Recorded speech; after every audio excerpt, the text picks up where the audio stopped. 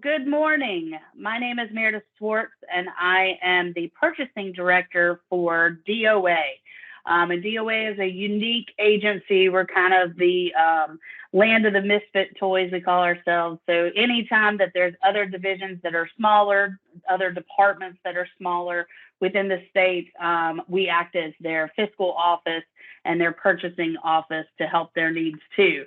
So within DOA, our mission at DOA is we are the business manager for North Carolina state government. So we have a lot of different groups. We have asset management groups, state services groups, and then all of our advocacy groups fall up under DOA, which includes the hub office. So I definitely take the hub office and the hub use to heart and try to make sure that we increase our hub spend wherever we can and try to come up with new and different ideas on how we can do that within state government. And lots of those things that I've worked with our hub office have now become the standard in state procurement. So I'm excited about that. But within DOA, we have, with those advocacy groups, the hub office, Indian Affairs, non-public ed, and women and youth services.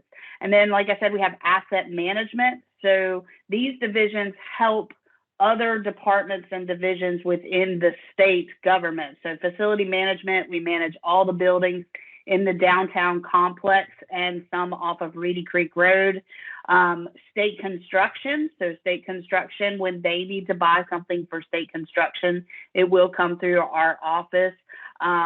State parking, so manages all the parking decks and parking services downtown. And then state property. We lease a lot of property. Some of our advocacy groups lease property, so all of those go through state property. Then we have these services. So we have mail service center. So anytime we have mailing needs, they go through mail service center. Motor fleet manages all of the state's vehicles, including highway patrol and all of that for fleet management. The other big thing that DOA has is statewide purchasing contracts. So statewide purchasing contracts manages the rules and the regulations and the procedures of how state procurement happens for goods and services. And they are actually one of our divisions at DOA. So you're going to hear me talk a lot about state purchasing contracts today, because they are the governing body that kind of writes those rules of how we buy. Another state services is federal and state surplus property, and we'll get into that. They own everything that when we replace something, state and federal surplus property, resales, used equipment, used vehicles, used everything. So we'll get into how you can benefit from state and federal surplus property. And like John said, we're the land of the misfit toys, so we got a couple of other departments that are smaller that we act as their fiscal office, and that includes State Board of Elections, State Human Resources, Lieutenant Governor, and Military and Veteran Affairs. So we do all of the purchasing and all of the budget management for those other four departments, as well as all the divisions of DOA. So that's a little bit about DOA. Today's course is going to be a lot of information. You will get a copy of this presentation, so don't feel like you have to frantically take notes. Carla will send it out when we're done today. I will talk a lot about the different links and different websites and things like that. There is in the back of this presentation an entire list of all the websites that I referenced today. Also, as she said, use the chat window. The hub office is behind the scenes and will answer as much as they can, but I do have breaks set up in here where I will stop. You can take yourself off mute and I'll answer any questions as we can go with time bearing. So the things that this course is going to go over, we're going to go over the rules and the laws that govern procurement, because we are spending taxpayer dollars. So we do follow the state legislature rules and statutes. We're going to talk about registering with the state. I know that most of you are probably hub vendors already, certified hub vendors.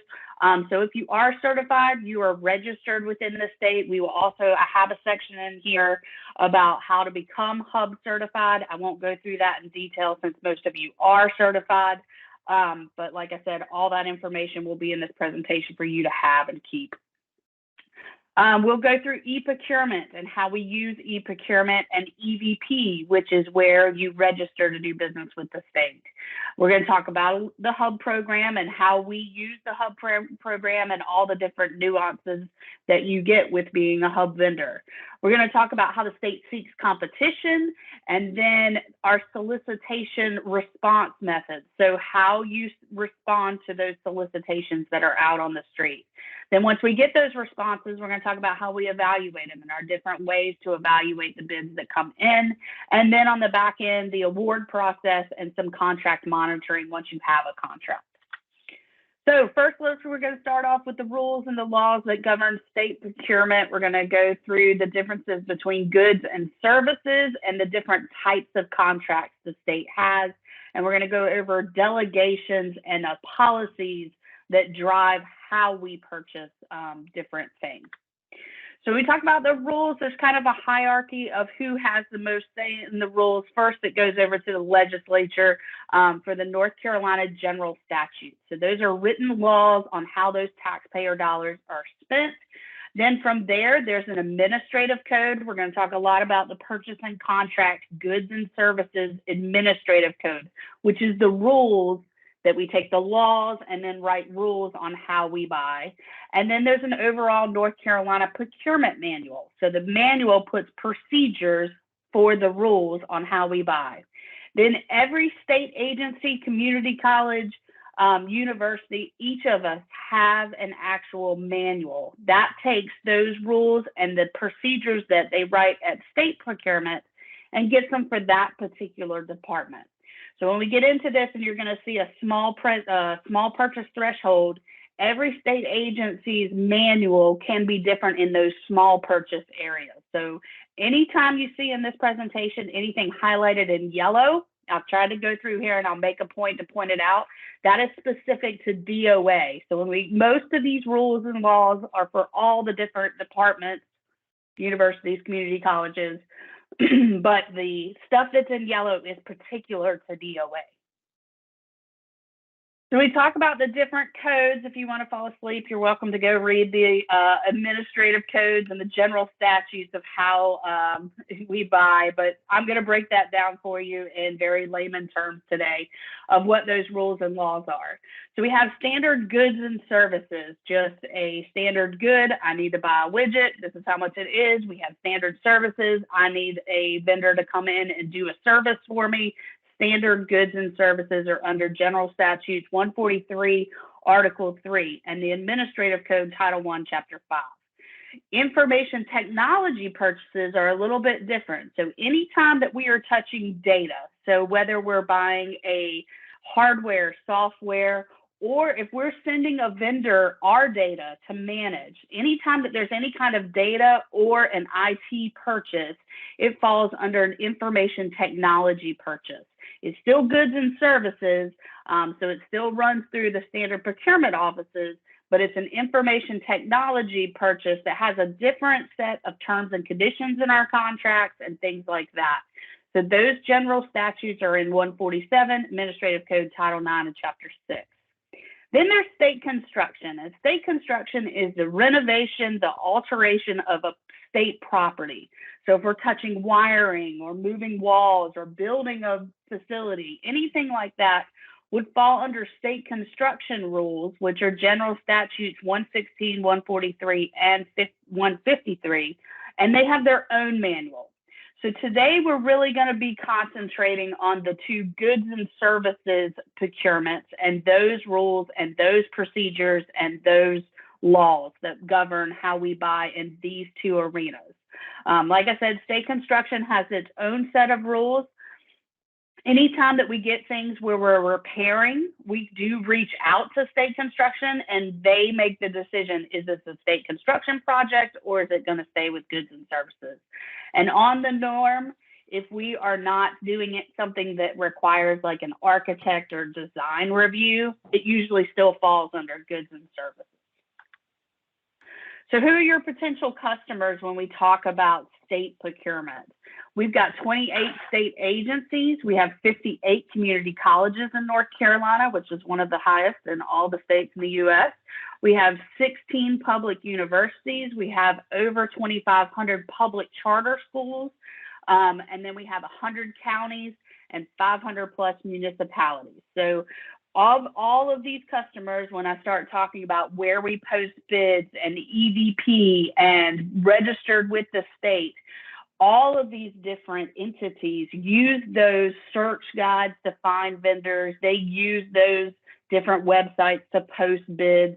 So they all kind of use the same things. Some of the rules and laws are a little bit different when it comes to mandatory resources that we must use when buying, but I'll get into that in a second. But today we're really going to concentrate on what the state departments and what our rules are. And I'll try to point out where it could be a little different for a university or a community college. So we talk about those different departments. These are all the state departments. So you've got Department of Administration, then you have Department of Commerce, Environmental Quality, Health and Human Services, Information Technology, Military and Veteran Affairs, which is one of our divisions that we take care of as well. We have Natural and Cultural Resources, Public Safety, Revenue, Transportation, Agriculture, Insurance, Justice, Labor, Public Instruction, State Secretary of State, Treasurer, Lieutenant Governor, which is another one that we take care of, the State Auditor, Administrative Hearings, Board of Elections, which is us, and then Community College, Education Lottery, General Assembly, Office of the Governor, Ports Authority, State Controller, and Wildlife. So there is a lot that they buy, a lot of different things that you buy. Everybody has to have office supplies. Everybody has to have vehicles and things like that, or all of that. It doesn't really matter which department you're in. We all buy a lot of the same things, and then we have a lot of specialty types of buying. So we're going to go over some tips and tricks of how you can talk to these people that do that and how to find those people that are in these departments. If you think that you offer a service, a good or whatnot that someone can benefit, how to be able to find the purchasing office and stuff like that. All right, so what happens first when purchasing? Somebody's going to decide that something's broken or they need to buy something. And when they come to purchasing, we are the question people. We start asking them all the questions. We're like, what are you trying to buy? What are the specifications of the good? What is the scope of work of the service? What are you trying to buy? We're going to talk about how much do you think it costs. We're going to say, okay, go out and maybe reach out to the vendor community and just give me a ballpark estimate as to how much you think it's going to cost.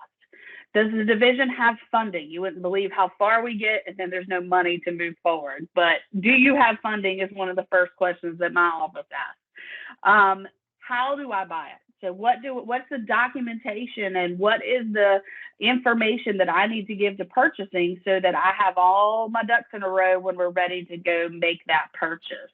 And what is the documentation then needed to justify why we went in the direction that we went for that particular purchase? So the purchasing procedures are determined by two things. What are you trying to buy and how much does it cost? So are you trying to buy something that's IT or state construction, or how much money is it? Because the money is going to drive the different delegations. There are some nuances for goods versus services as well. So goods versus services, we have some mandated resources versus open market, which open market means going out into the vendor community to get those quotes, to get the bids, proposals, things like that. We're going to talk about the different delegations that are set, and then some special circumstances, because nothing's ever constant in procurement except for change. So there's a couple of things that come up where we have some special circumstances. So goods versus services. First, we're talking about what is a good. Well, goods are commodities. There's those tangible property things that you can hold, equipment, just widgets, supplies, materials. Just know that in e-procurement, when you are a vendor and you are going through e-procurement to get a purchase order for a good, the vendor is charged the 1.75 e-procurement fee. and we'll get into what that fee is used for, but it is only applicable to goods. So goods could be anything from vehicles to office supplies, any kind of tangible property that there's shipping usually involved. Services is the intangible work or task performed by an individual who has specialized knowledge or experience. So with services, the vendor is not charged that 1.75. That is only charged on goods, and services can be anything from plumbing work to power washing to consultant service, all different types of services, landscape, lawn maintenance, anything like that would be considered a service. So every department, every state department has some mandated resources that we must consider before we go out to that open market. So for all of these mandated things, it's written in the administrative code that state departments are required to go through these mandated resources before they go out to the vendor community. And that's so that those taxpayer dollars stay within the tax-paying system and the different departments that we have that we can handle in-house. The universities and community colleges are not mandated the way that the state departments are for these mandated resources. However, they are able to use the state term contracts and things like that. So before we buy, we must consider mandatory state term contracts. We have correction enterprises, which is a department now. DPS is split off to the adult corrections are now two different departments.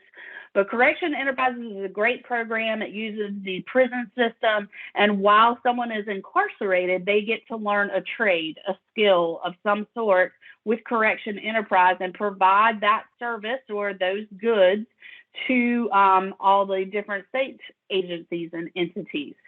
So we buy a lot of furniture from them. They make all of our desks. They do have a small print shop, so they will do some of our printing needs. They, out west, they have canneries where they can provide food. They also do like our logo shirts and stuff like that. They can do some embroidery, framing, things like that. All goes through Correction Enterprises. The other mandatory resources that we can look at is state and federal surplus property. So like I said, they take anything that we have that's used that we're replacing. So know that state and federal surplus or state surplus property is over off of Chapel Hill Road, Highway 54. They have a warehouse and a lot, and you as a citizen can go and buy directly from them. So if you have a new office space that you're going to set up, you can go get file cabinets and desks and equipment and all kinds of things. Everything that the state has as used property goes to state surplus property, and they either have auctions or they sell directly to the public. So just know that that's out there for you as a person, a public person, to go out there and be able to buy equipment to set up an office. They do have auctions for their vehicles. They have boats that were used by wildlife and highway patrol and things like that. So definitely check them out. They have a website at DOA, and you can find the state and federal surplus website.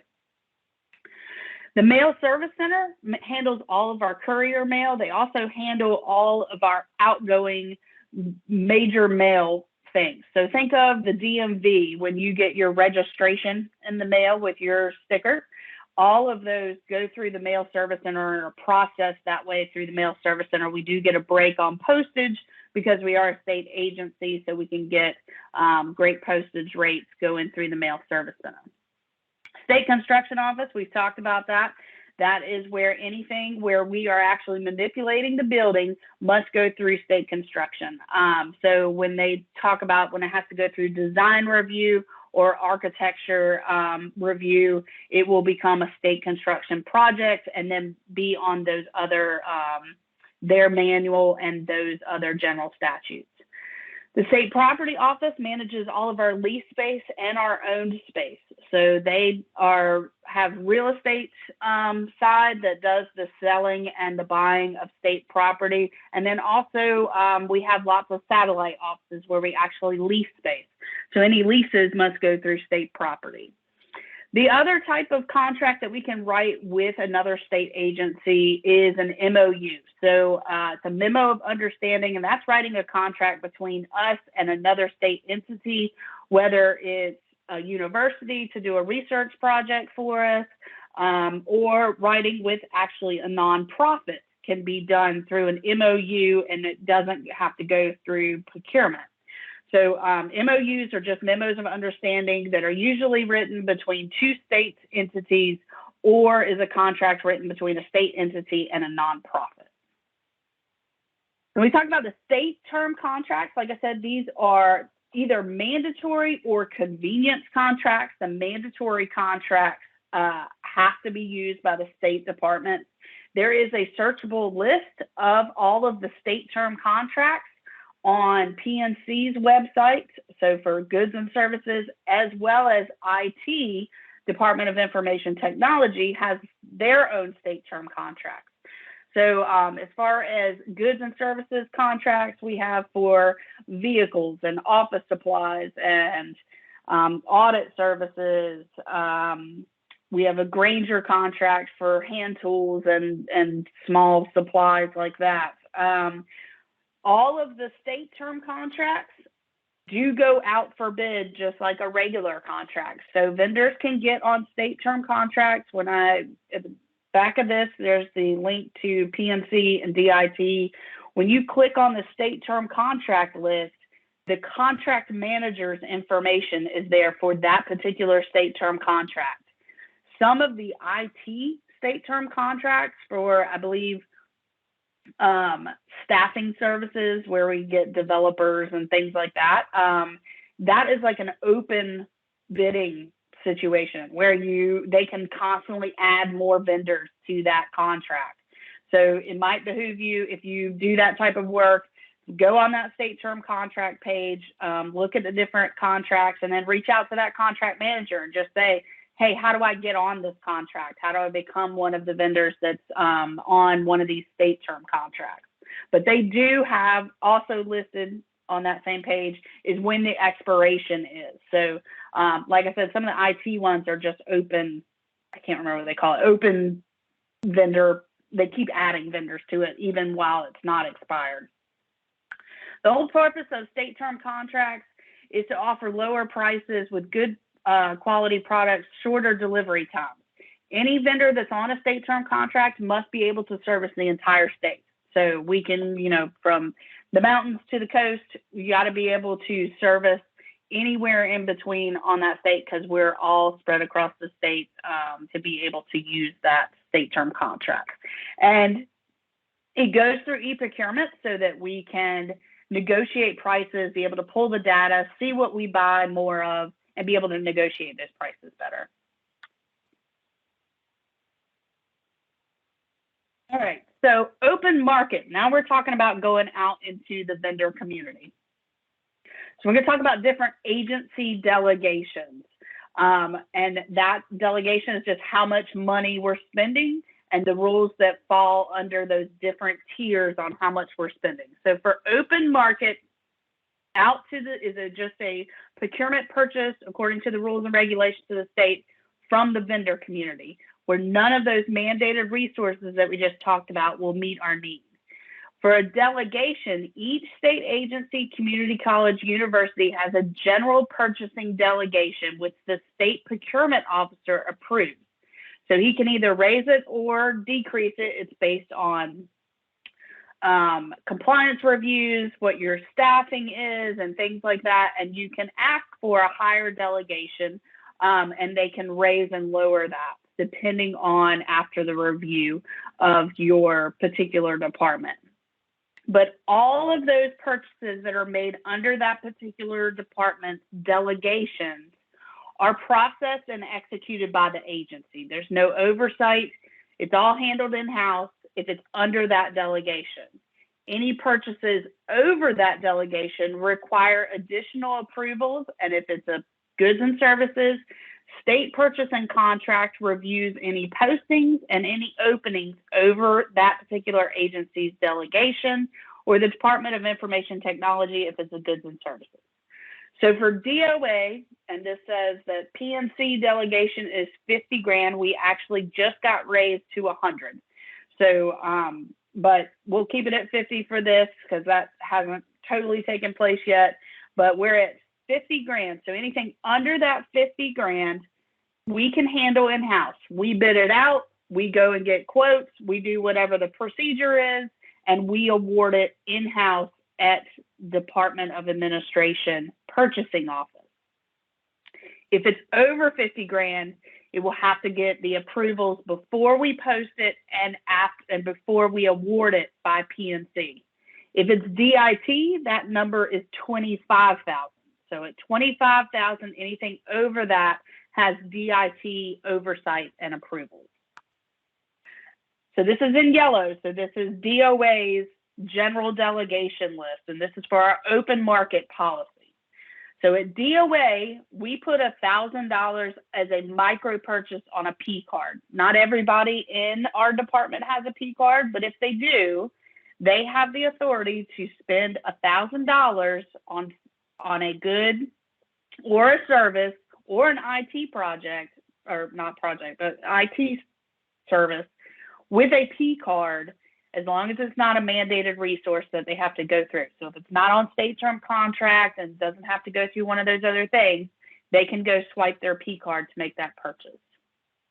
Anything under 25,000 is what is considered a small purchase. So for goods and services, small purchase under 25,000, we can get 1 to 3 quotes. We only require them to get 1 quote as long as it's from a hub vendor. So that's where our hub efforts come into play. If they go and get 1 quote and it's from a hub vendor, we attach that quote to e-procurement and move forward. So that ensures that our spend and our small dollar amount is going to hub vendors.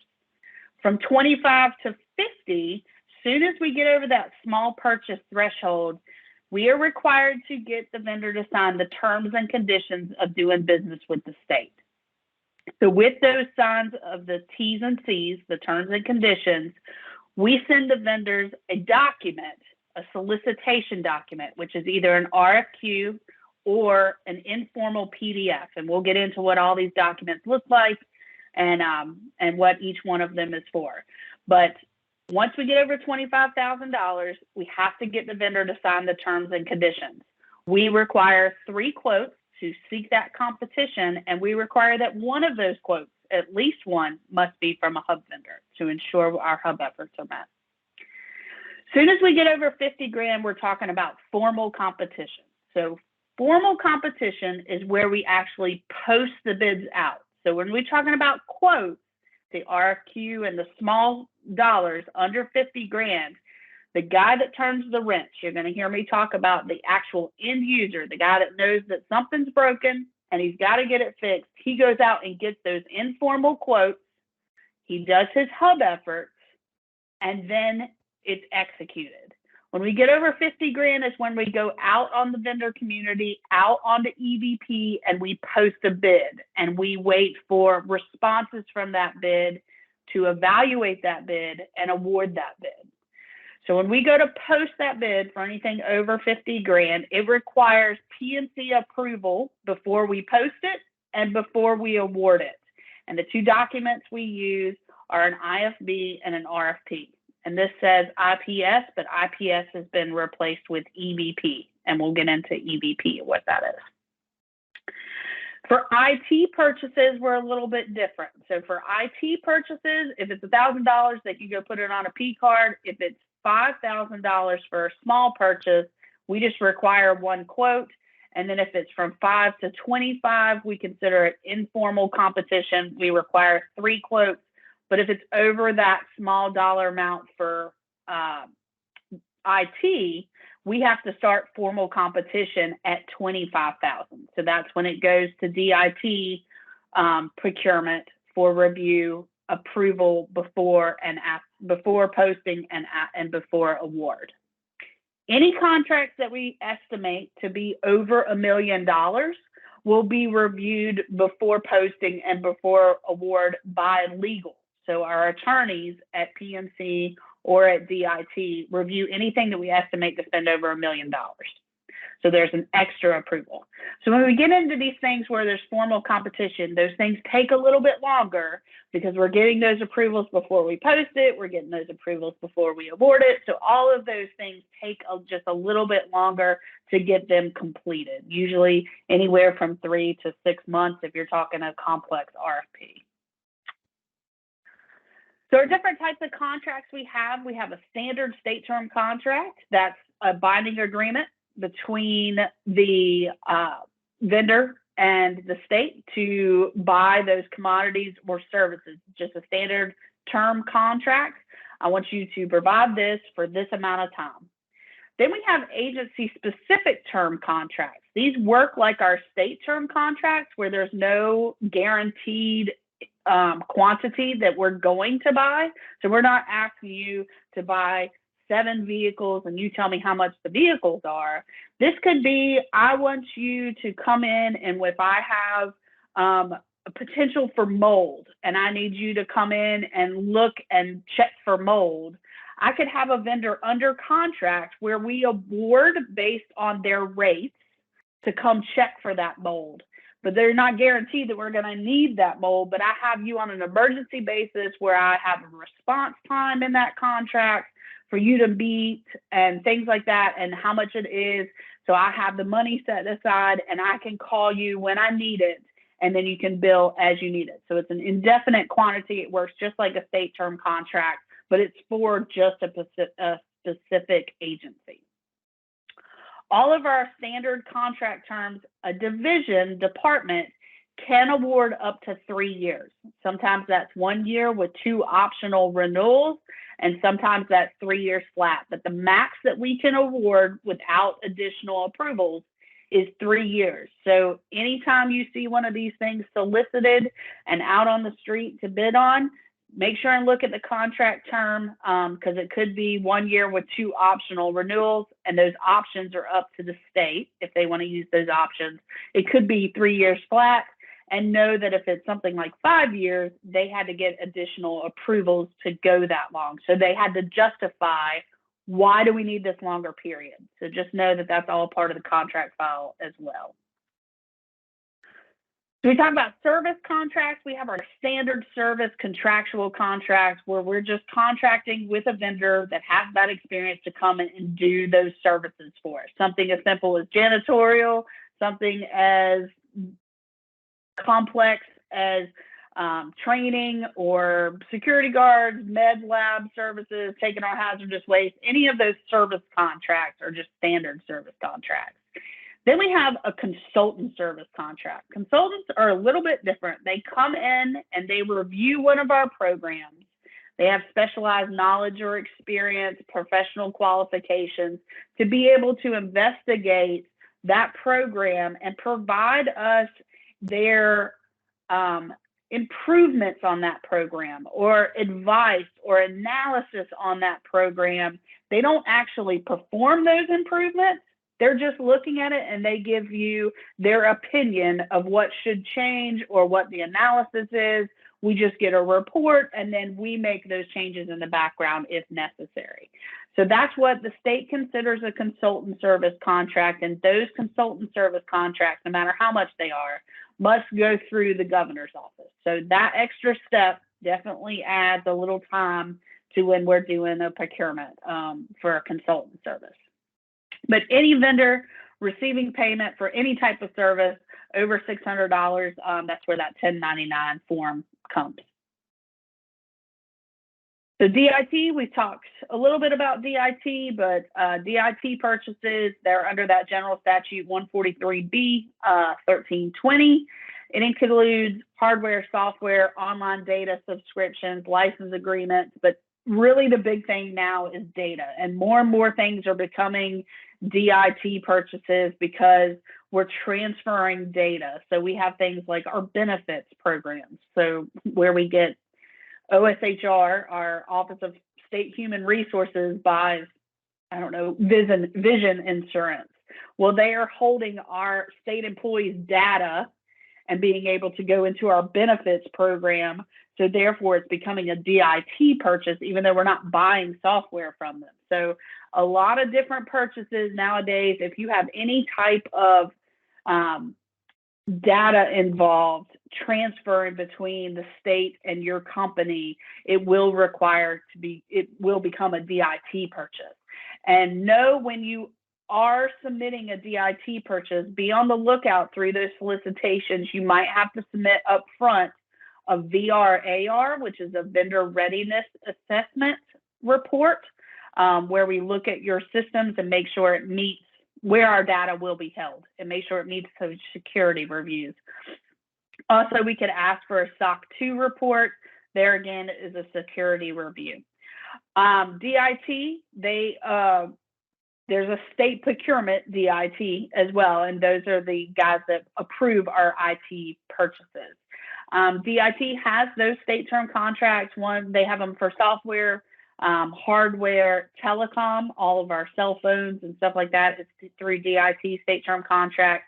And then they have the IT services, such as the staffing service contract. So DIT will be, procurement is one of those websites that's in the back of this presentation. So you can check their website out and see all their state term contracts. So we talk about the special circumstances that come up. There are times when we need to waive competition. Maybe we have a sole source purchase that only one vendor can provide this good or service. Maybe it's just a brand specific. Maybe we already have this piece and we need it to fit into this other piece. It could be standardization like that. It could be an emergency. So an emergency is listed under the administrative code of where lives, property, or the continuation of a vital program is in jeopardy. And so we have to automatically buy it. We don't have time to go through the bid process. The building's flooding. We got to get them out there right now. So things like that come up. So those are emergency purchases. We could have an ongoing job or task. So let's say this vendor has done all of this work. It wouldn't make sense that we hire another vendor to come in and do this extra job or task because they would have had to do all of the beginning work. So things like that happen. Anytime that there's a waiver, it is justified by the department, and there is strict rules on those, what can be an approved waiver, and that's under the administrative code 05B 1401. So any questions? I'm gonna stop there for a minute, and Carla, if you wanna. Sure. And we do not have questions in the chat, but we can take this moment for someone to unmute if you have a question you want to ask. Good morning. Can you hear me okay? I can. I have a question for you. Typically, when a bid is RFP has been done and the proposal has been completed, and you've met with the state agency, let's say hypothetically a community college, and you're going through the proposal process, the interview process, and they've made a selection, and then they have to then submit it to the state procurement process and go through the legal process. So what is typically the turnaround time now? I know at one time it was kind of delayed. Yeah. It depends on the complexity of the procurement. So if we're buying something that is an RFP where we assemble our team and we're going through the evaluation criteria and scoring or writing, doing a justification as to why this vendor provides the best service and all of that. It not only takes that team time to go through that and meet and all of that. So we'll go through, when you post a bid, it has to be posted for at least 10 days. So you have the bid process before the opening, then you have the evaluation, and then you have the approvals. So all of that can take, like I said, up to 6 months if you have a very complex RFP to get it awarded. However, if you are anywhere in that process from start to finish and you want to know where it is you can always contact whoever the procurement person is. Don't contact the guy that turns the wrench. Contact the procurement person and ask them, where are we in the process? And on the norm, they will give you that information. They might just say, well, it's still under evaluation with the department, and then it's got to go to that approval. Or you could say, is it made it through up to PNC or DIT for their approval? And then that kind of gives you that timeline. So, yeah, I think once you've already done once they've approved, once let's say the community college, they've approved the RFP, they've done their evaluation, then they submit it to the state. Right. And that can take up to 60 days. Those reviews with the state, depending on how much money it is. So there's different delegations for them once it gets to PNC. So who has to approve it, whether it has to go all the way up the food chain, whether legal has to see it, those types of things. And the minute, more eyes get on it, the longer it's going to take. Gotcha. Okay. Yep. All right. Thank you. You're welcome. All right. I think we got one person with a hand up. Sherry. Yeah. Okay. Hello, everyone. My question, I guess, is around community colleges. If you have something you want to offer them under like $5,000, maybe it's a workshop or something like that, does it have to be something that's posted, or you got a relationship with someone there and they need this service? How does that work? So that would be under their small purchase threshold. So that's they won't have to post it because it's under the small purchase threshold. So you can work directly with the individual. They may have hub participation goals like we do, where if it was 5,000, if it was with DOA, we could go get that one quote from a hub vendor and move forward. I'm not sure what an individual's community college rules are. You'd have to check with them what their rules are under small purchase, because under the small purchase, any agency can write their own rules as to hub rules, or whether they need 3 quotes or 1 quote or whatnot. So, but with that being said, I'll show you where you can find those people and who to talk to. And then, you just have to check with them and have the relationship with the person that's actually going out and getting quotes. Okay, great. Thank you. Mm-hmm. We did have a couple of questions to come in the chat. Okay. The first one being, is there a formal process to become North Carolina DIT vendor, to become a vendor for DIT? Yeah, so there is a formal process when their bids, their state term contracts, go out for bid just like any other department's bid. So like I said, on their website, you'll be able to see when those bids are up for bid, when they expire and are going back out for bid.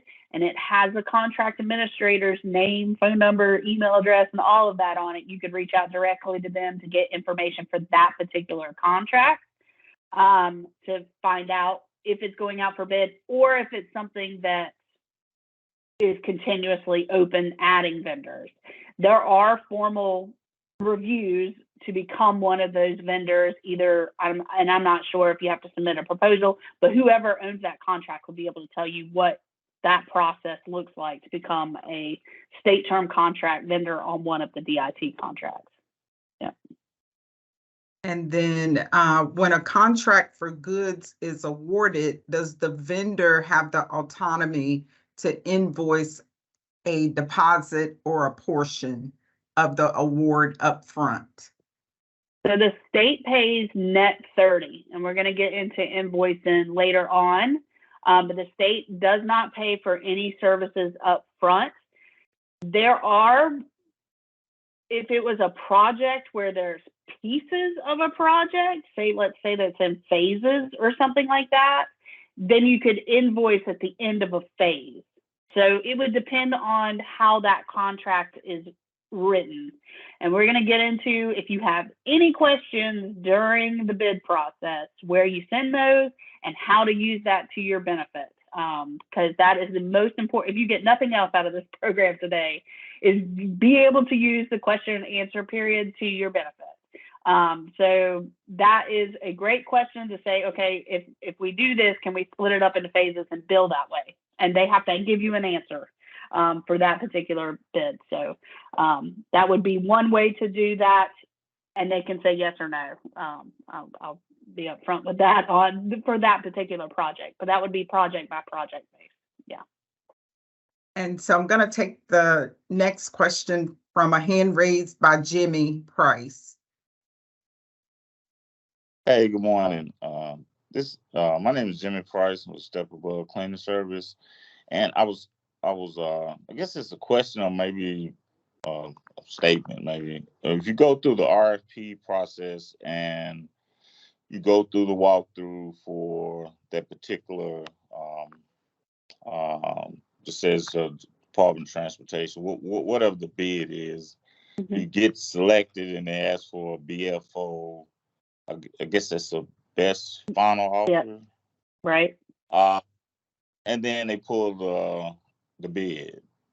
It's kind of frustrating because you go through the process of being, you put the footwork in to demonstrate that you want to be a viable resource, but then this happens.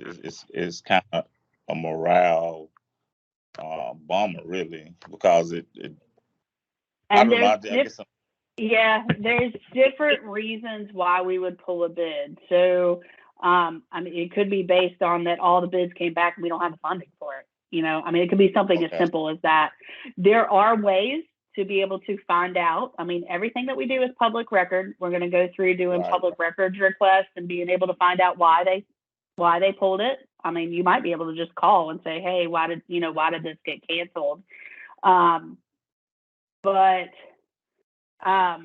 there could be a slew of reasons why it does, and I understand that that's frustrating, but it does happen. Yeah. And I guess on the professionalism side of it, it's like if we are providing a professionalism up front, trying to go through the process of bidding, and then it's done, and then I think it should be reasonable for them to contact the person to let them know why, instead of us doing a lot of research trying to find out why.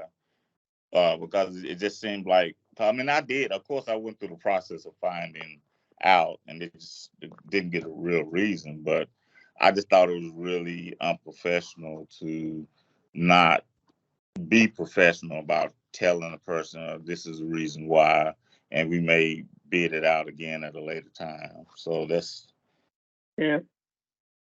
But anyway, I'm not gonna hold the meeting hostage. I just want to say. All right. Meredith. Yeah. Meredith, I kind of heard that question, and I'm not sure that I was paying so close attention to your answer, but I will say that I know that there are times when it's like, if it's a qualification-based selection, it's not necessarily going to like a low bidder, and they have to negotiate with the first person. And if that first person, they don't come to an agreeable negotiation, they go to the next person to negotiate. And they don't want to tell folks, hey, you weren't first choice, because then they may say, oh, never mind, I'm just going away, I'm not going to do this.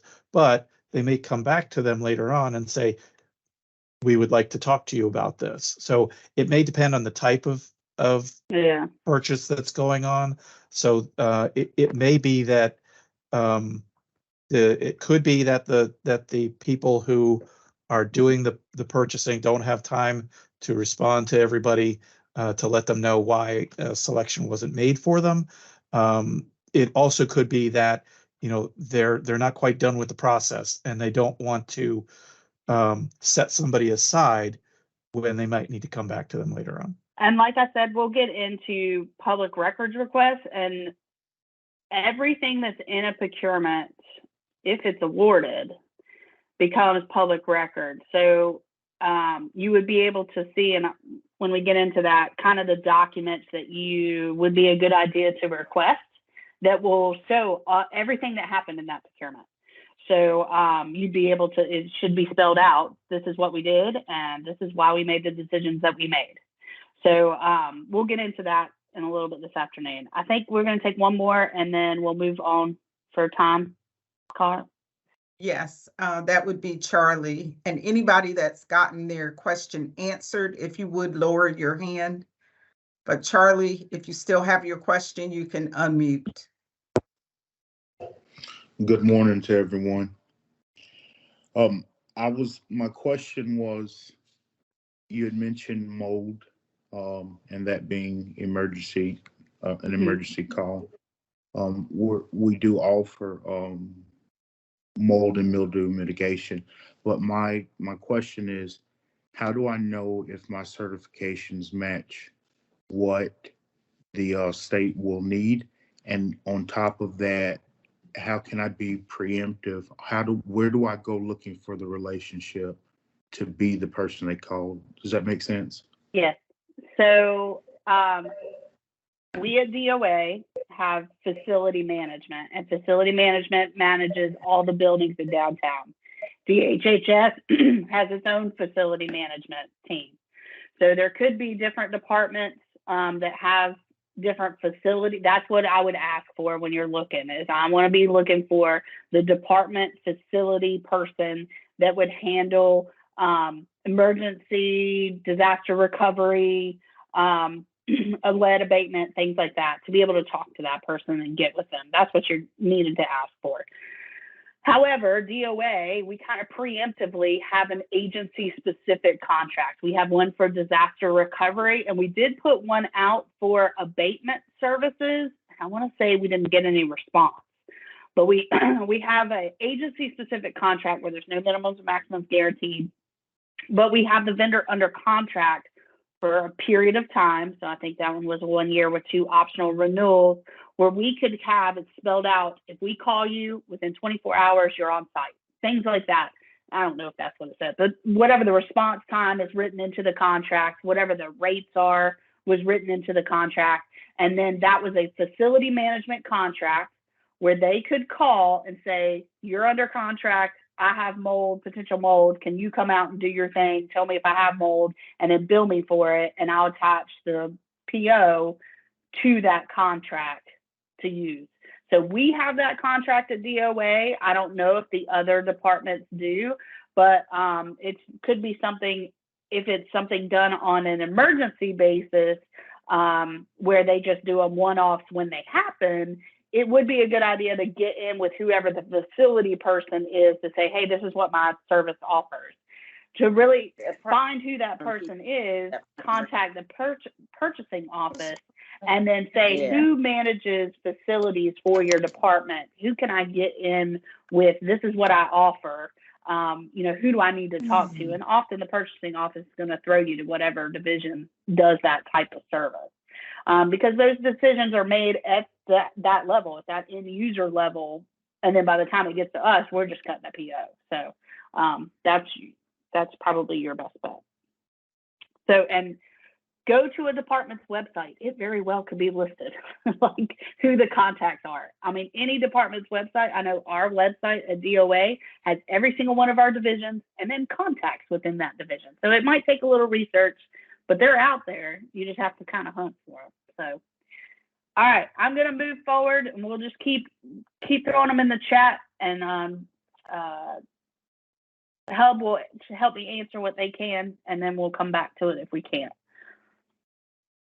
All right, so we're going to get into the e-procurement basics, how to register with EVP, and we had an upgrade on our buying side of e-procurement in 2020.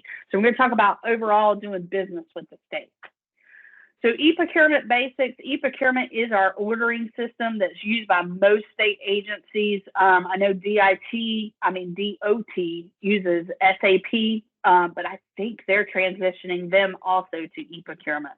But most state agencies use e-procurement as our ordering system. So we do the contracting piece on the back end where we set up those contracts, go out for RFP and all that.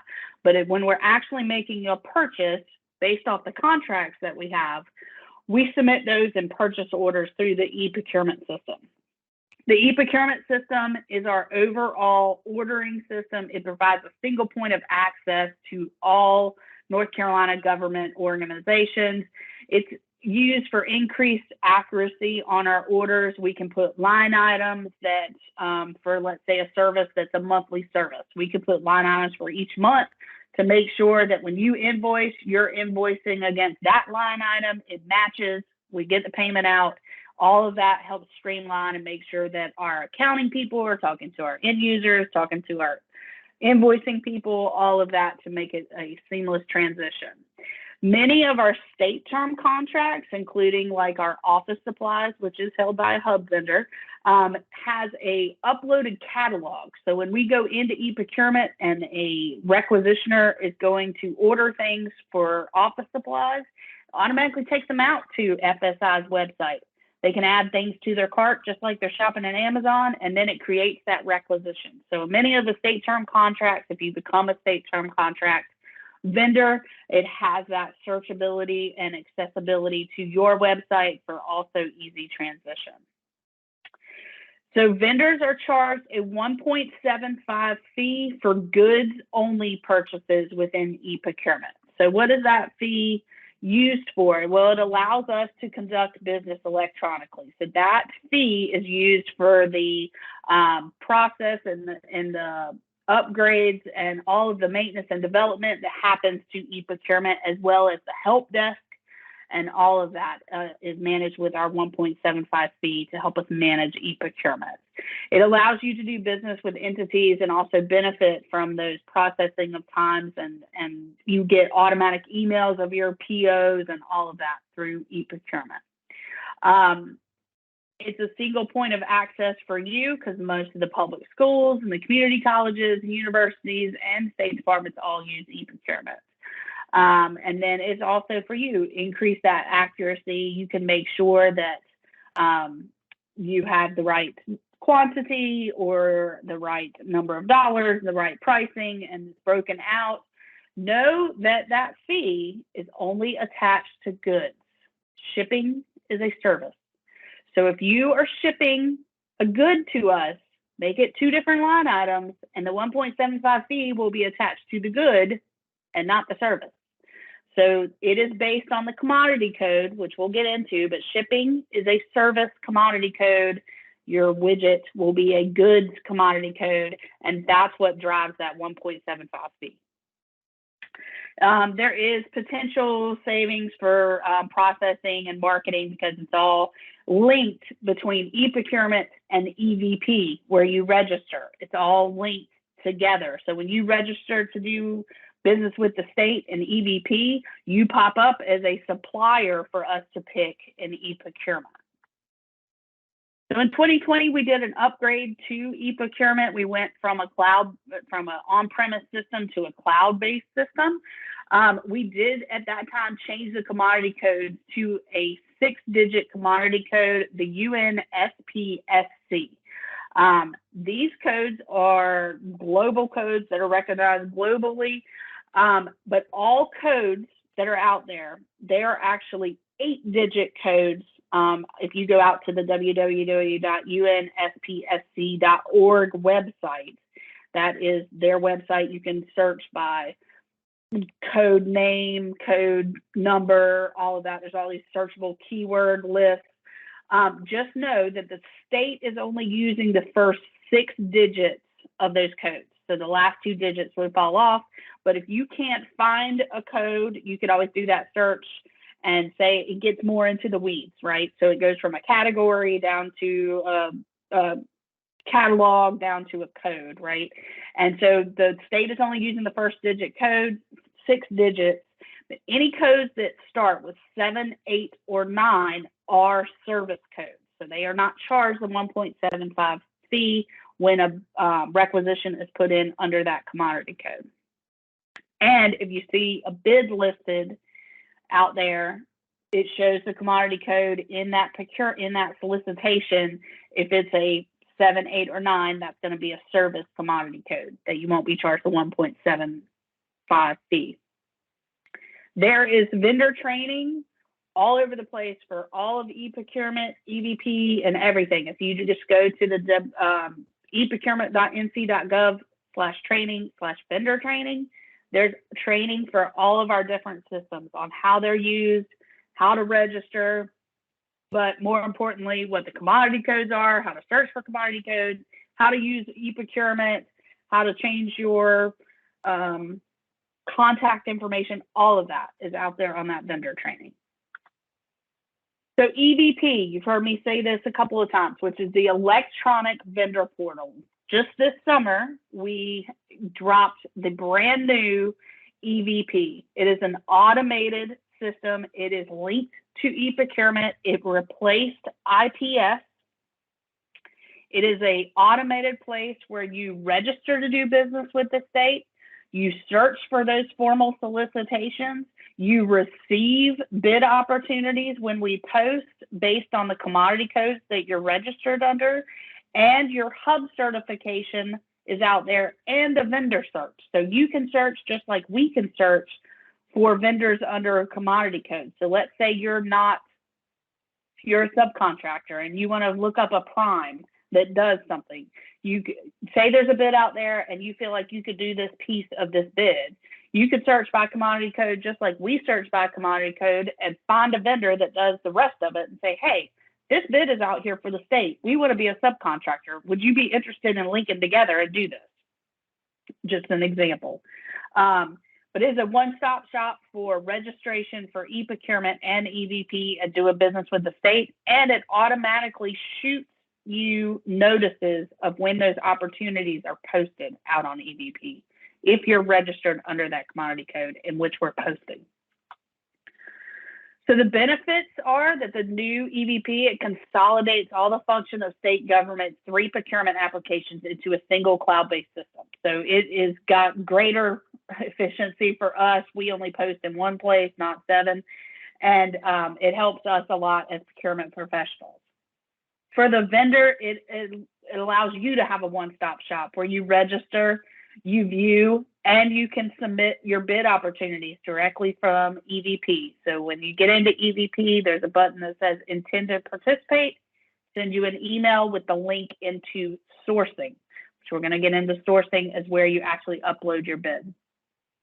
It also lets you register if you're a hub vendor there, and you can view tabulations and awards of contracts. So if there was a formal bid that was posted in EVP, we post the tabulations of who bid, and then after award, we might post the amounts that they bid and then who was actually awarded. So you can see all of that too.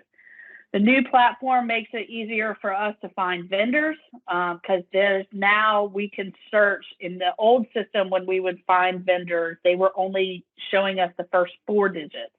So if you did something like you were an electrician, you were under building maintenance with every janitor, janitorial services, sheetrock, painting, all of it was together. But now with the 6th digit, it allows us to search for vendors who actually do the work, which is great. So that's great for us to be able to find vendors to do the work is a whole lot better.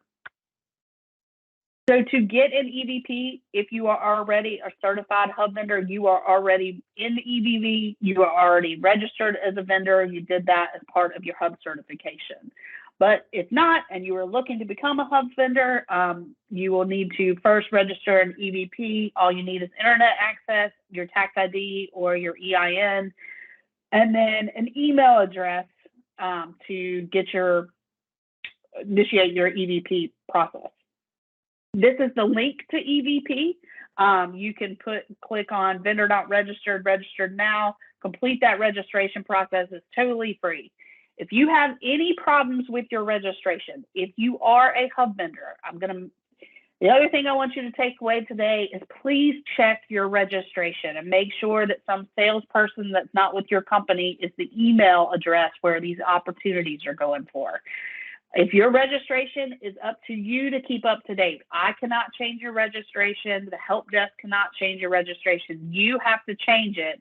If you have problems to it, call the help desk. They're available 7:30 to 5:30, Monday through Friday. This is their email address. This is their phone number, and they can help you if you're logged out for some reason. But that's where purchase orders are going. That's where bid opportunities are going, is whoever is registered in EVP. So make sure your registration is up to date. So any questions on e-procurement or EVP, or maybe we can take some of these other ones that were out there.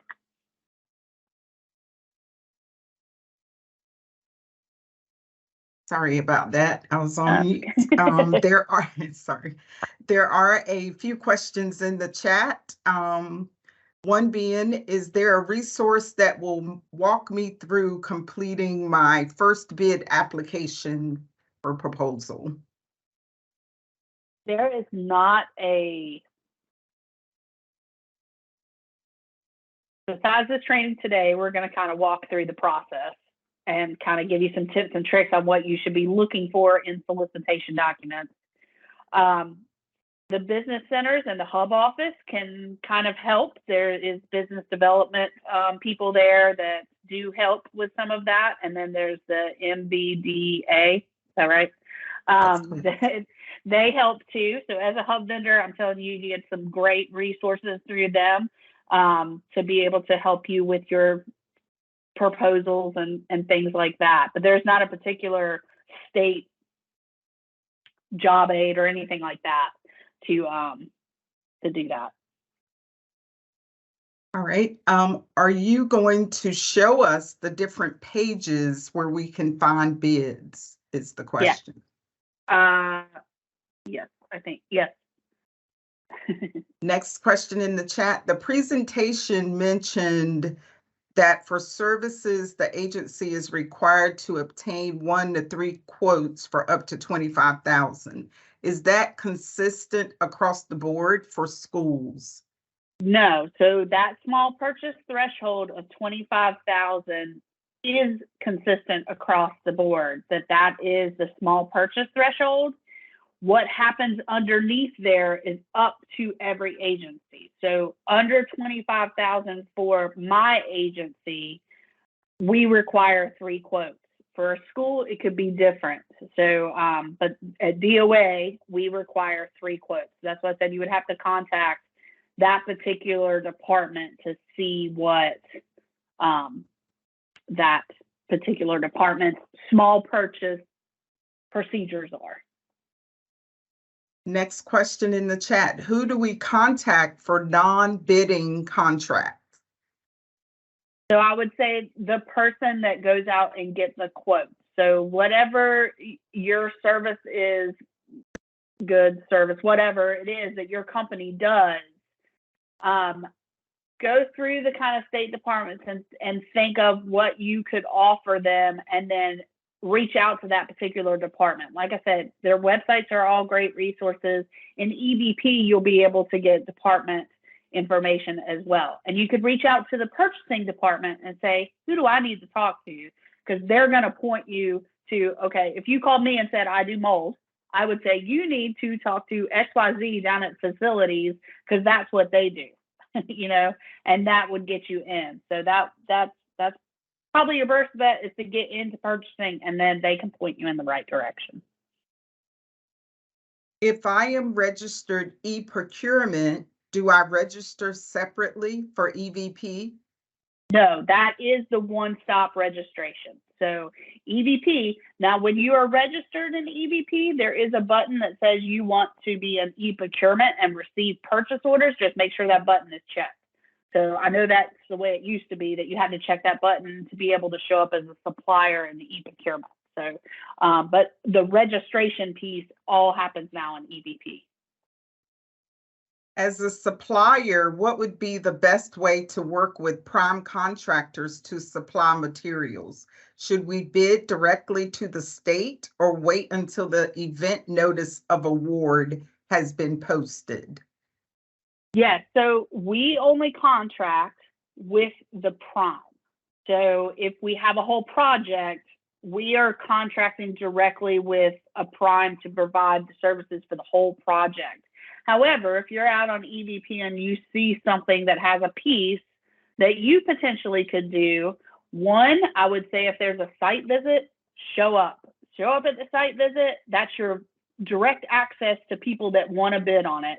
That's your direct access to those primes. You can make that networking happen at a site visit.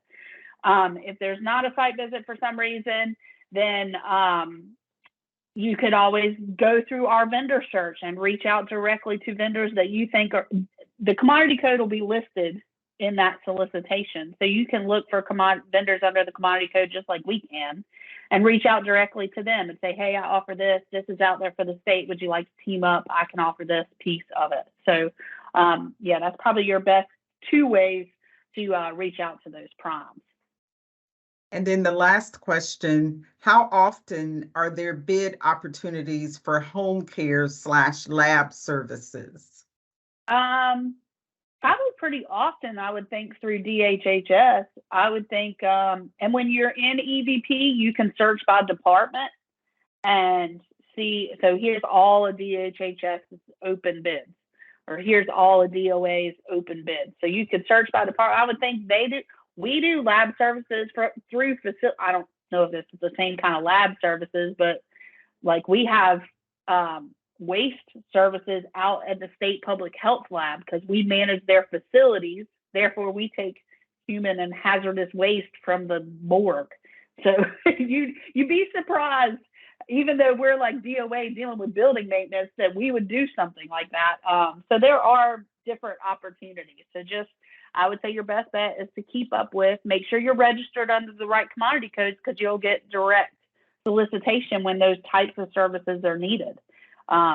Or reach out again to DHHS and say, who would be doing this type of service? This is what I offer. Can you give me a name or a contact that I can get in touch with to do? Because maybe it's something not under 50 grand that they do. So that was the last question in the chat, Meredith. All right, we'll move forward. Okay. All right, we're going to get into the HUB program. And like I said, I'm going to kind of fly through this because I know most of you are HUB certified, but we'll go over what DOA's HUB efforts are and how we use that. And then what the certification, it's listed out all of the different documents that you need to be certified and some of that. Ooh. All right, so the HUB program was initiated with Executive Order 25 and General Statute 143-128.2. The goal for HUB participation for goods and services and state construction is both 10%. So that is 10% aspirational goal across the board for all state departments. There is no set aside in state procurement. So if you bid, your HUB status does not bring you to the top in state procurement. It is a goal that we do 10% of our business with HUB vendors. HUBs are marked in e-procurement and EVP. So now your certification happens through EVP. And when we go to pick vendors and to do vendor search, we could say, I want to see only HUB vendors. And they all come up to the top under that commodity code or under that service or whatever, or that keyword that I'm looking for. So we could only get bids from HUB vendors if we wanted to. That's a way to be able to do that. You are marked in e-procurement and EVP if it is a HUB vendor. So at DOA, when I first came on as the director over here, our HUB efforts and our HUB spends looked very not good. So I worked directly with the HUB office, being that they are one of our divisions that we service. I thought it was very important that of all the different departments, the DOA actually does some things to try to increase our HUB spend. We do have motor fleet, and we currently do not have a HUB vendor on our motor fleet vehicle state term contracts. So we buy millions of dollars worth of vehicles for motor fleet. So that kind of hinders our HUB number a little bit. But besides that, where I saw that wasn't happening was in our small dollar threshold. So that is where we put in some rules and some regulations under our small purchase threshold, because we're allowed to do that to make sure that we're meeting our HUB spend. And that's really where a lot of HUB vendors can do the work, is under that small threshold. So I put into place a lot of these rules and these procedures to help increase there. And now if you take out our state term contract spend, we are well over our 10% with our small purchases. So I'm very proud of that. A couple of other things that we did is we added hub language to all solicitations. So those documents that we either send out or post out and ask, are you a hub vendor? So do you identify, are you a woman, minority, or disabled owned business? And then if you do identify as a hub vendor, are you certified? And make sure and try to get them certified before we cut any POs. So then if they are a hub vendor, also, if they're not a hub vendor, do you have any of those subcontractors? Are there any tier 2? So we can capture that spend if there are tier 2. So if you were a subcontractor and the prime is the one that put out the bid, we of course couldn't grab the whole amount saying, yeah, we're going with a hub vendor. But we could grab that small amount that's going to that tier 2 hub vendor and be able to report on that. We at DOA have a fancy dancy Excel spreadsheet that we keep up with all of our contracts and our upcoming opportunities. So as we're working through our things that we're drafting that we know we're going to put out for bid, or those small purchases that we know we're going to go out to the vendor community, and we have those things, we're able to reach out to the hub office and say, hey, these are the things we have coming, or our office is lucky enough, we have a hub liaison. So part of her job is she reaches out and makes sure that our hub vendors are aware of the things that we have coming. She reaches out and says, hey, this is something we are drafting that we think is coming out, of course, based on funding. But if it comes out, are you interested in bidding on it? And if you are, we will reach out directly to you once it's posted. So we have a couple of things like that that we do in-house.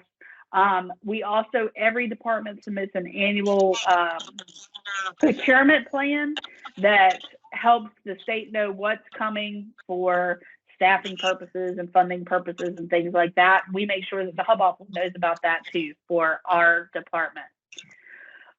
When we have those postings, we post out on EVP. We also notify the hub office and say this is out there. When we made our little list that the hub liaison kept, she reaches out directly to those hub vendors that the hub liaison has collected and says, okay, it's posted out there, please bid on it. The hub office takes our solicitations. They not only are posted in EVP, but they're also posted on their website. So with all of that, with our hub plan, we have definitely increased our hub spend. We have given great partnership with the hub office. And like I said, you as a hub vendor, you get great opportunities through the hub office with all of those hub efforts, with these trainings. There are meet the purchaser events. There's all different kinds of events that if you have the opportunity to attend, it's a great way to meet the guy that turns the wrench, that does the work, and make those network connections. So this is a spell out of our hub plan for our small purchases and at DOA, it's in yellow. So this is just DOA, but those small purchases, like I said, if it's under 25, we just say you got to get one quote. And as long as that one quote is from a hub vendor, we can move forward. If it's 25 to 50, still you have to get at least one quote. So you have to get 3 quotes, but one of them has to be from a hub vendor. We get that vendor to sign the terms and conditions. Over 50 grand is where we go out for bid. We ask those questions. Do you identify as a hub vendor?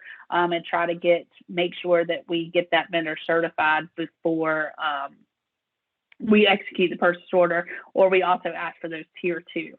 For renewals of contracts, so like I said, we have the option to do 3-year contracts. Sometimes we do 1 year with 2 optional renewals. We'll ask that same thing on the renewals. Have you become hub certified? Because let's capture that spend now. So this is the certification process. Like I said, you've all probably gone through this. I'm going to fly through it, but it's here in this presentation. If you need, it spells out all the different documentations you need. Just know that as a hub vendor, you must recertify every 4 years. Make sure that certification is up to date so we can capture that spend. That the recertification process is not nearly as intense as far as document collection as the certification processes in the beginning. Know that there is a reciprocity application. So if you're registered with a certain state North Carolina, Georgia, South Carolina, Tennessee, or Virginia, the certification in North Carolina is not as intense, or if you're registered as an NCDOT disadvantaged business, the DBE program, it's not as intense.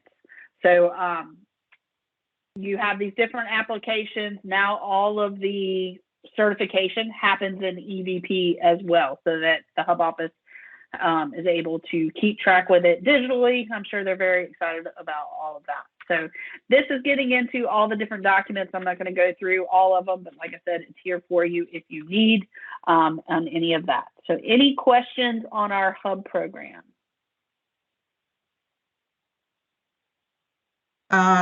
There is a question and in the chat, how do I make sure my email is on the list to send me the Hub vendor information?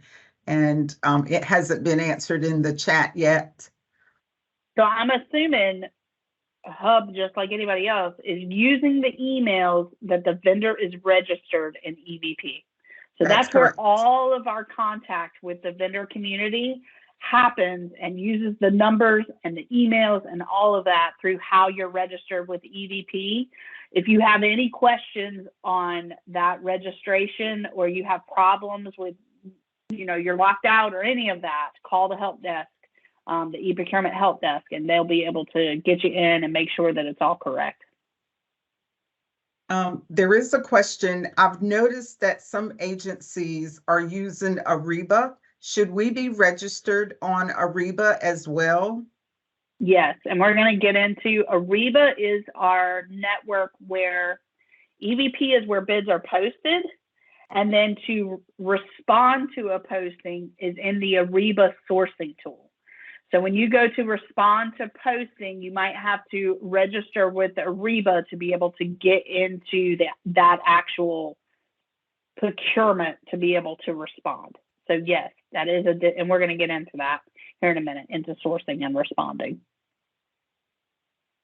There's a question in the chat. How does the reciprocity work? Will Hub certification carry over to Virginia?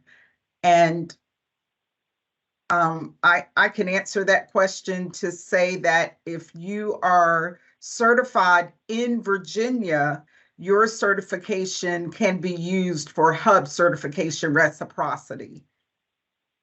But it doesn't work the other way, always. Exactly. Yeah, so Exactly. if you're registered in North Carolina, it doesn't necessarily carry over to Virginia. That's correct. Yeah. We're a little more generous than than the other states around us. All right, I think we got one hand up. Yes. Let's see who that is. Adrian, if you want to unmute. Hello. Hi. Hello. Hi. So we applied for our Hub certification and the SBE status at the same time. We were awarded the Hub certification, but like the SBE app is just sitting there. Is there any directive on how we can follow up on that application? There is. I can drop my email in the chat and we can take it offline, and I'll put you in contact with our team to get that confirmation. All right. We're going to move on forward. So we're going to talk about seeking competition. So we're going to talk about our different types of documents that we use, our solicitation documents, and what's in those solicitation documents, what to be on the lookout for, how to respond to those different sections, and then what we're looking for once we get it. So we're going to talk about the different requirements versus evaluation criteria that we actually evaluate. So we talk about planning these documents. It's up to the end user, the guy that turns the wrench and knows the stuff is broken, to identify the need. So he's going to say, okay, I need X, Y, Z. I'm going to gather information. He might go out and get quotes just so that he can kind of get those, develop the specifications and the scope of work. of what the actual need is, and then it comes up to purchasing. So in e-procurement, it goes through budget. They say, yes, you have the money to move forward with this project. And then it gets to purchasing, and we actually review their specifications and we authorize the actual purchase, whether we look at what was attached, if it's a small purchase, to make sure those quotes were from a hub vendor. They're up to 90, or quotes have to be 30 days current. So we look for that to make sure if it's a good, that if there was shipping. So we look at all of those kinds of things. But then if we're going out for bid, or if it's over that 25,000 where we have to get the terms and conditions signed, that's when we start preparing a solicitation document. So with that, we also look at the scope of work from the individual, and we kind of work with them to get not what they want, but what they need. So if it says something like it needs to be blue, well, why does it need to be blue? So those kinds of things, looking at the scope of work and making sure that we're opening it up to receive as much competition as we can. So the types of documents we have, first we have those direct quotes, and those direct quotes come from the vendor community. They can use for purchases up to 25,000, those small purchases. The buyer is able to select from our registered vendors within EVP. If they don't have vendors, then must be from, at least get one from a hub vendor, actually under 25. If it is from a hub vendor, they can just get that one quote. But the big thing with direct quotes, they must be current within 30 days. They must be on a vendor's letterhead or branded of some sort. We will not just take an email that says this was $5. So an actual quoted that has a date on it. And then it's attached in e-procurement, and then sent through the approval flow and executed as a purchase order that is electronically sent to the vendor to fulfill. The informal quote is used where we need to get that vendor to sign those terms and conditions. If this is something for very just a goods purchase where there's not a lot of specifications, this is just a 4-page document on a PDF where the vendor signs to the terms and conditions and says, I'm offering 7 widgets at this amount of money, and therefore the total cost is this. And then we execute it. It becomes the contract. There's not a lot of room for a lot of language or specifications, but if it's a very simple purchase that's up to 50 grand, where we got to get that vendor to sign the terms and conditions, we can use this informal PDF document. A request for quote can be used up to that 50 grand also, but it allows us to put scope or specifications that are very detailed. That becomes a contract. The response to a request for quote can be sent via email directly to the vendor and comes back via email. I don't think anybody uses fax anymore. There is no usually specified date for the opening. There's no public opening. We just open them as we get them for those small purchase, informal competition. The other way that this document can be used, if there is a waiver that has been approved up to any dollar amount, we can use an RFQ document that becomes the contract for a waiver. So that's a non-solicited document that becomes the contract where the vendor signs the terms and conditions. There is scope that we can hold them to, and it's used as an RFQ. Also beyond the RFQ, it can be evaluated on things other than just cost. If it is, the RFQ says in section 3 how it will be evaluated. We'll get into these different sections, but an RFQ allows the state to more flexibility, more information, more scope to be able to become a contract for those purchases under 50 grand or a waiver over 50 grand. All right, invitation for bids is a solicitation document used for seeking competition. So if we have well-defined goods or simple services where we are basing the award on the lowest cost, meeting specifications and requirements, we can use an IFB. So it's an invitation for bids.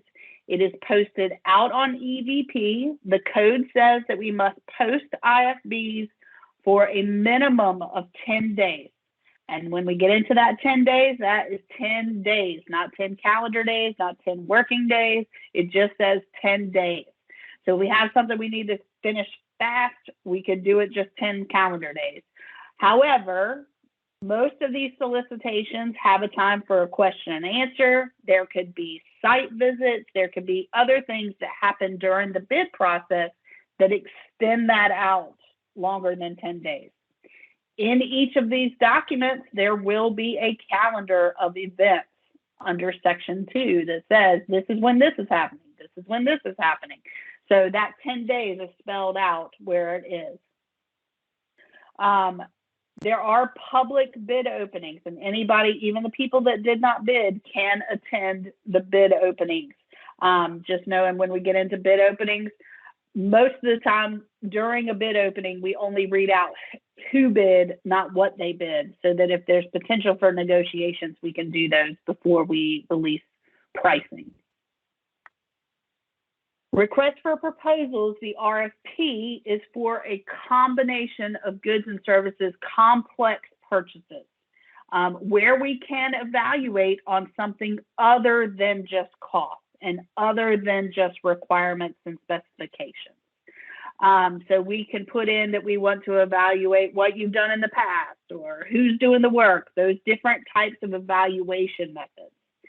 The division knows maybe their end result, but we don't know what the best solution is to fix it. So let's say we're doing a speaker system in this room. So maybe we will tell them the size of the room and what the room's being used for, but we don't know what the equipment is that's needed. So we'll do an RFP and you provide your best result that you think is going to go for that. And we can evaluate based on different things, whether it be, I don't know, the cost plus the decibels that it releases or something like that. But whatever it's being evaluated on will be spelled out in the RFP. It is also minimum of 10 days, and it potentially could have site visits or pre-proposal conferences. So be on the lookout for those. It has a public opening, and there again, we either just read out the vendors who bid, sometimes won't read out the actual cost. Costs will have to be posted in tabulations after award. It does have to eventually be posted, but it might not be posted until after award. The other type of document, we don't use this one very often. The only time I've used it is for IT services, where we're just really not sure what the market holds. Maybe we're trying to write technical scope for a new software system that we're buying or something like that. And it's used just to gather information. It does take a lot of work on the vendor side to respond to, so we don't usually get a great response from it. But we could put out an RFI, request for information. It's posted. It does have an opening date, but it never becomes award. There is no tabulation associated with it. And once we get all that information on, it just is deleted or canceled off of EVP after we get all those responses back.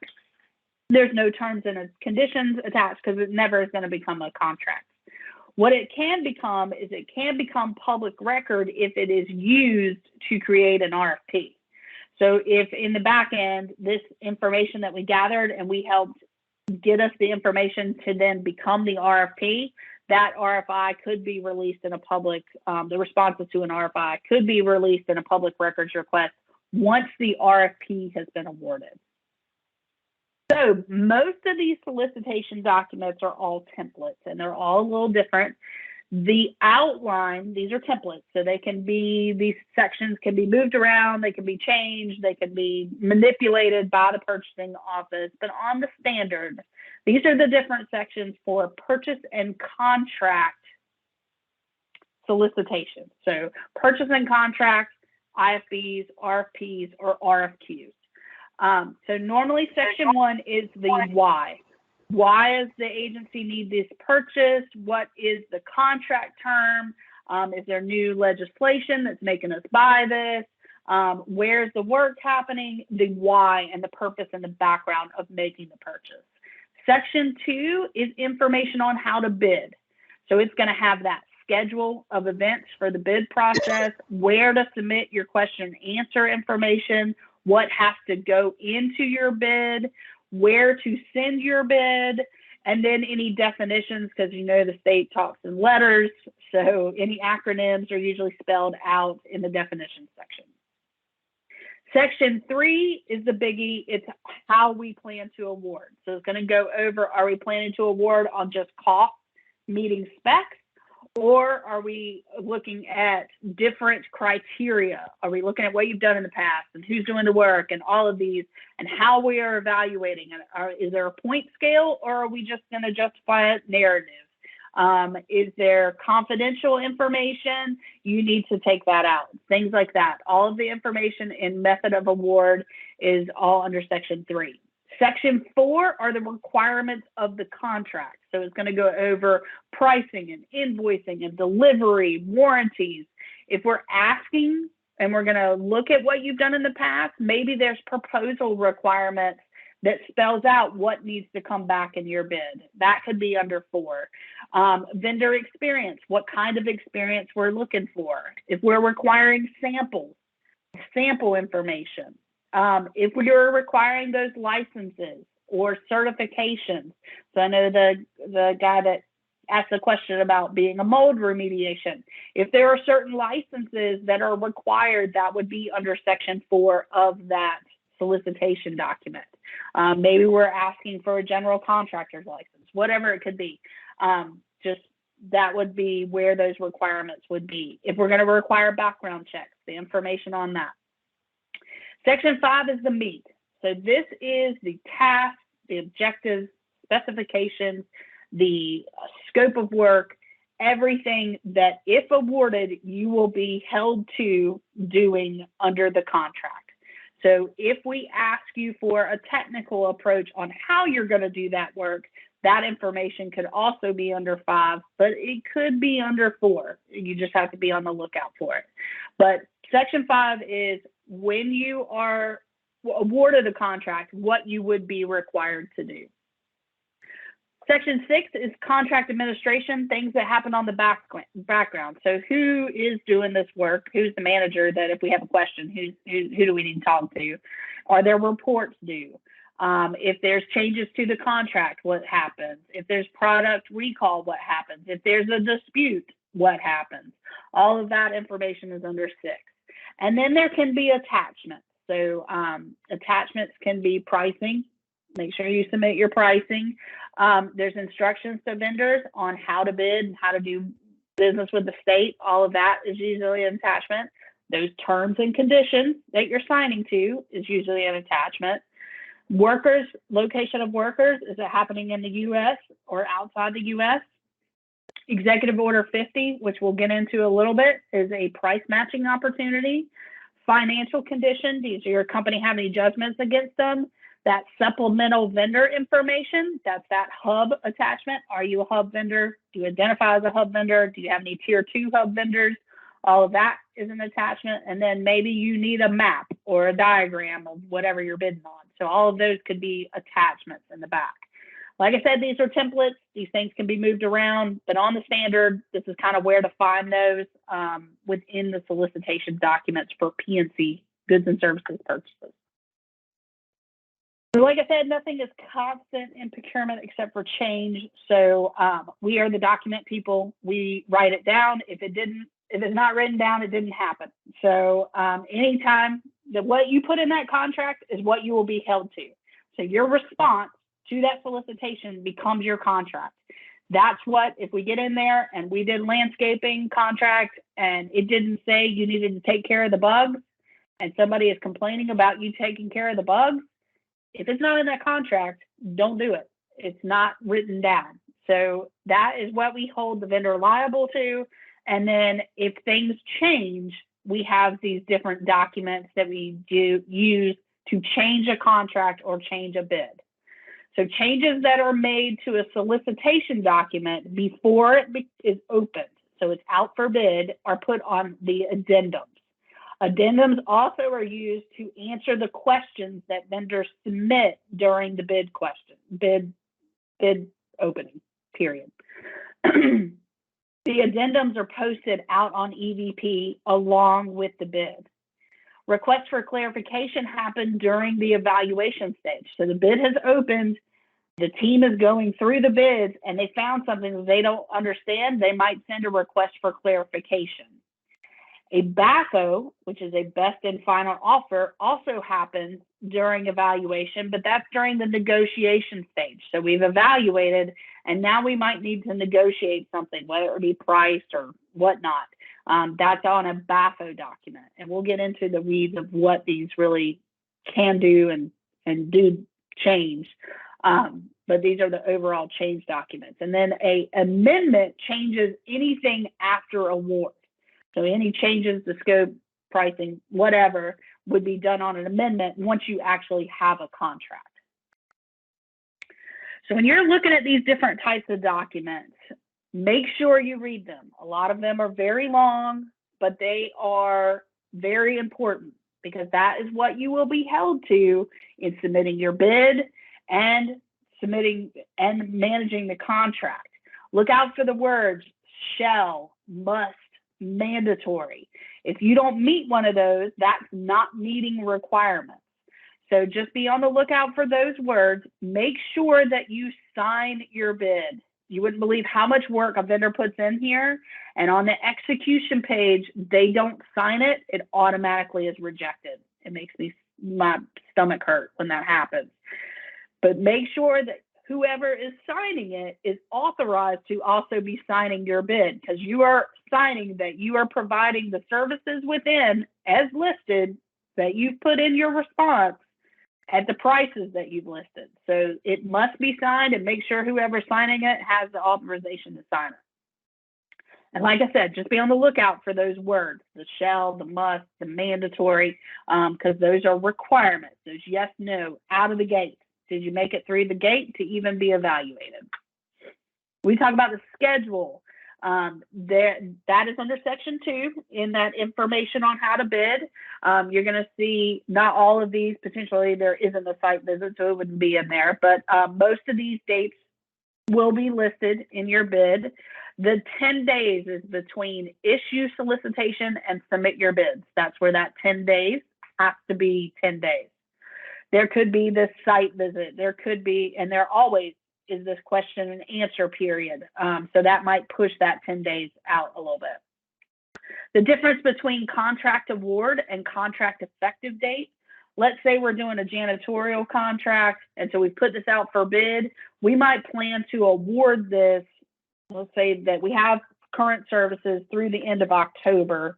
And then so the new contract will be effective November 1, but we might try to award this by October 15th to make sure we have enough time to get the people in and get them badged and get their background checks and do all of that. So the contract effective date is the first day of work, where the contract award date, we might award a little sooner to make sure we get you up and running before the actual contract starts.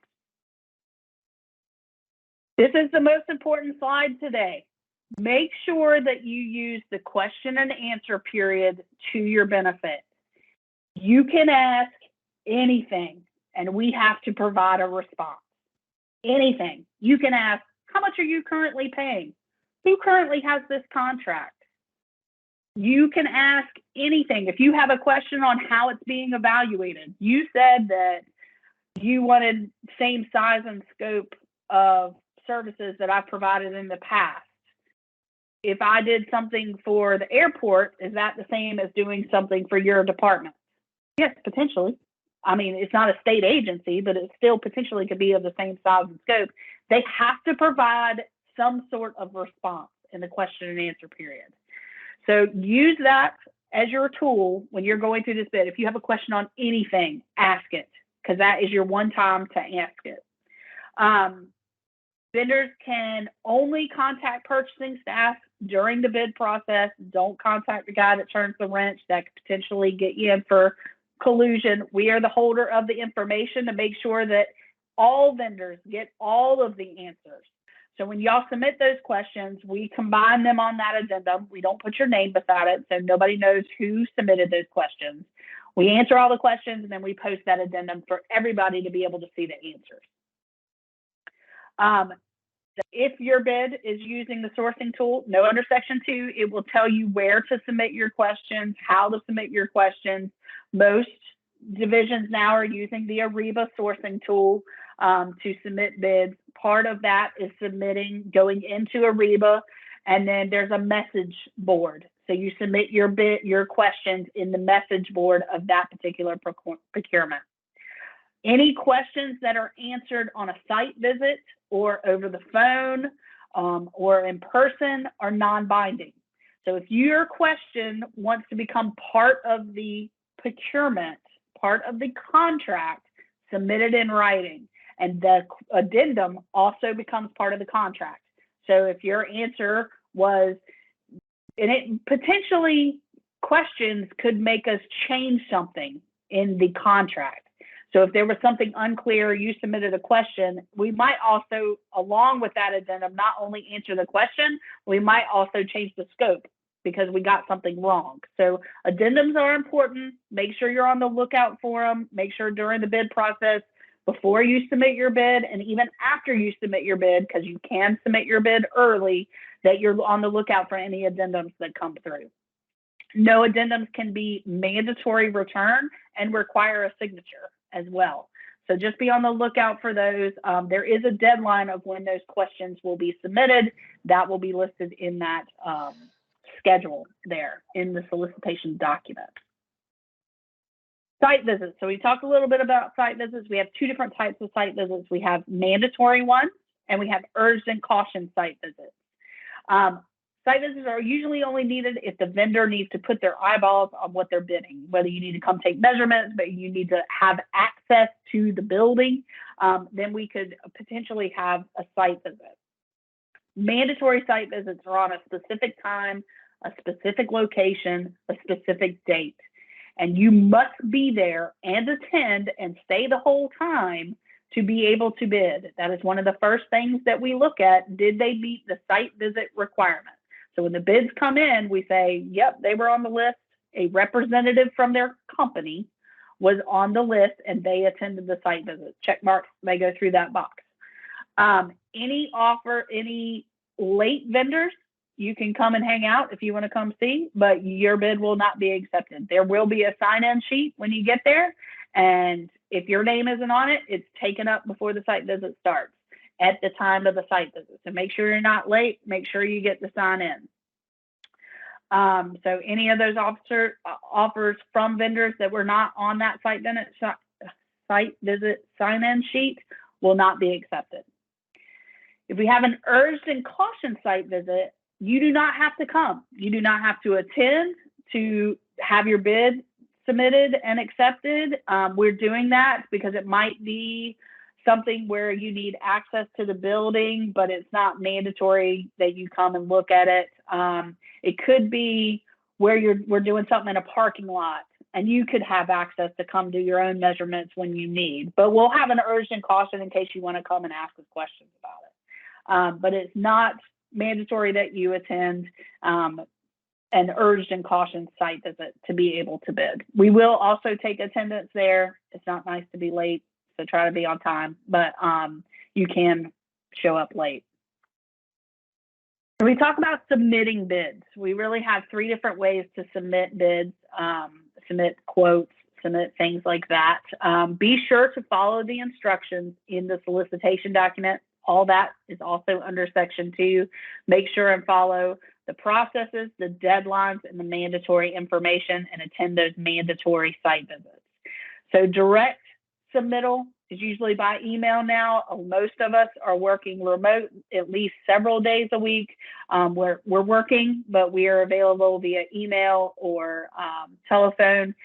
So direct submittal now is mostly by email. That is an RFQ or an IQR. If this is a formal bid, an IFB or an RFP, you cannot submit it by email. You have to submit it by the sourcing tool if that's the way that it says that it has to be submitted.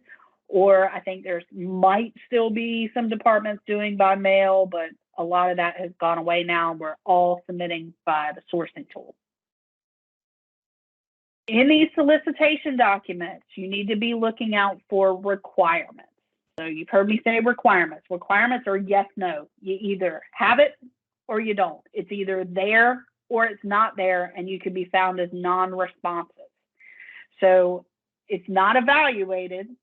It is a yes, no. You must deliver the product within 15 consecutive calendar days.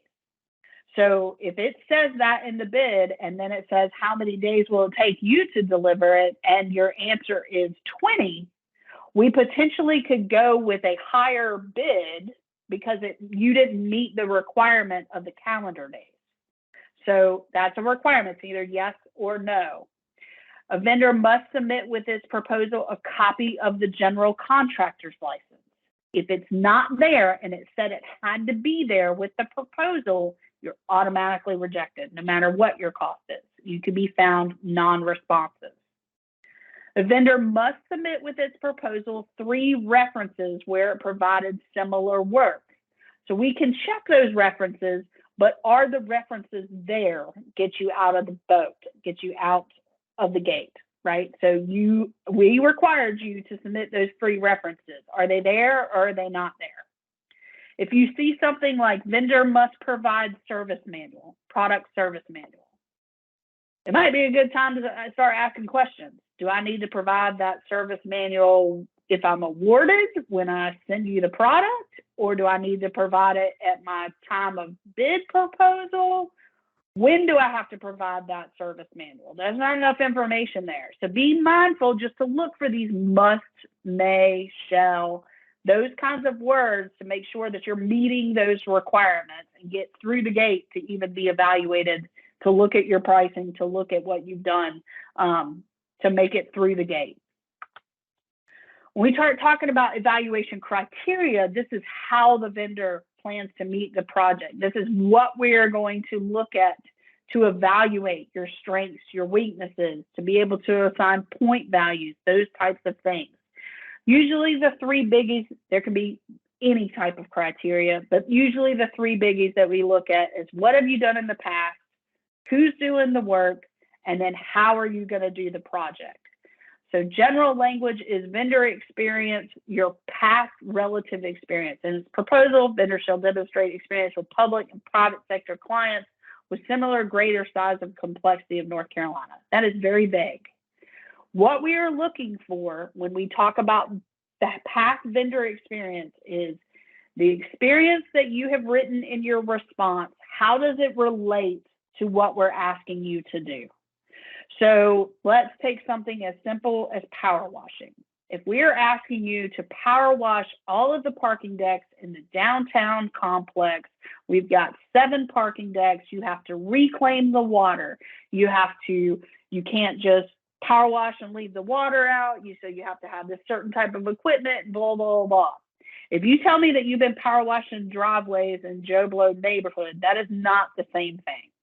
Right? So we're looking for the size and scope. But if you told me I went and power washed all of the parking decks at Crabtree Valley Mall, that very well is a huge parking deck. It might be to the same, it's not the state, but who cares? It's of the same size. So the more information you provide and the more you can relate your past experience to what we are asking you to do, the better. And that is how we are evaluating, is every time you look at a past experience, how does it relate to this project that we're asking them to do? Same thing with your staffing plan. So if you have this staff, we might ask you, okay, how are you going to divide this work? Who's doing the work? But really, what is their past experience? So if you have a guy on your team that maybe not for your firm, but he's done something that is very relatable, I would move his stuff to the top and give all the information on that project that he's worked on and how great he is and all of that. Make sure that he's going to be on our project, and you want to know what his responsibilities for our project is going to be, but his qualifications could bring you up to the top. With your technical approach, what we're looking for is how well do you understand this project, and what are the timelines for you to do it? What are the approaches that you're going to take to the different tasks that are listed in the scope? And that's what we're going to evaluate. So when you're submitting a response to an RFP, just know that everything that you're providing in the criteria that we're asking for, try to relate it to the actual scope that we're asking you to do. And that can bring your proposal up to the top of providing a good proposal. So any questions on solicitation documents or evaluation criteria requirements? All right, there is one question in the chat pertaining to electronic signatures on Yes, submittals, and they will be accepted now, yes. that's the only question in the chat. So if anyone has a question and wants to unmute.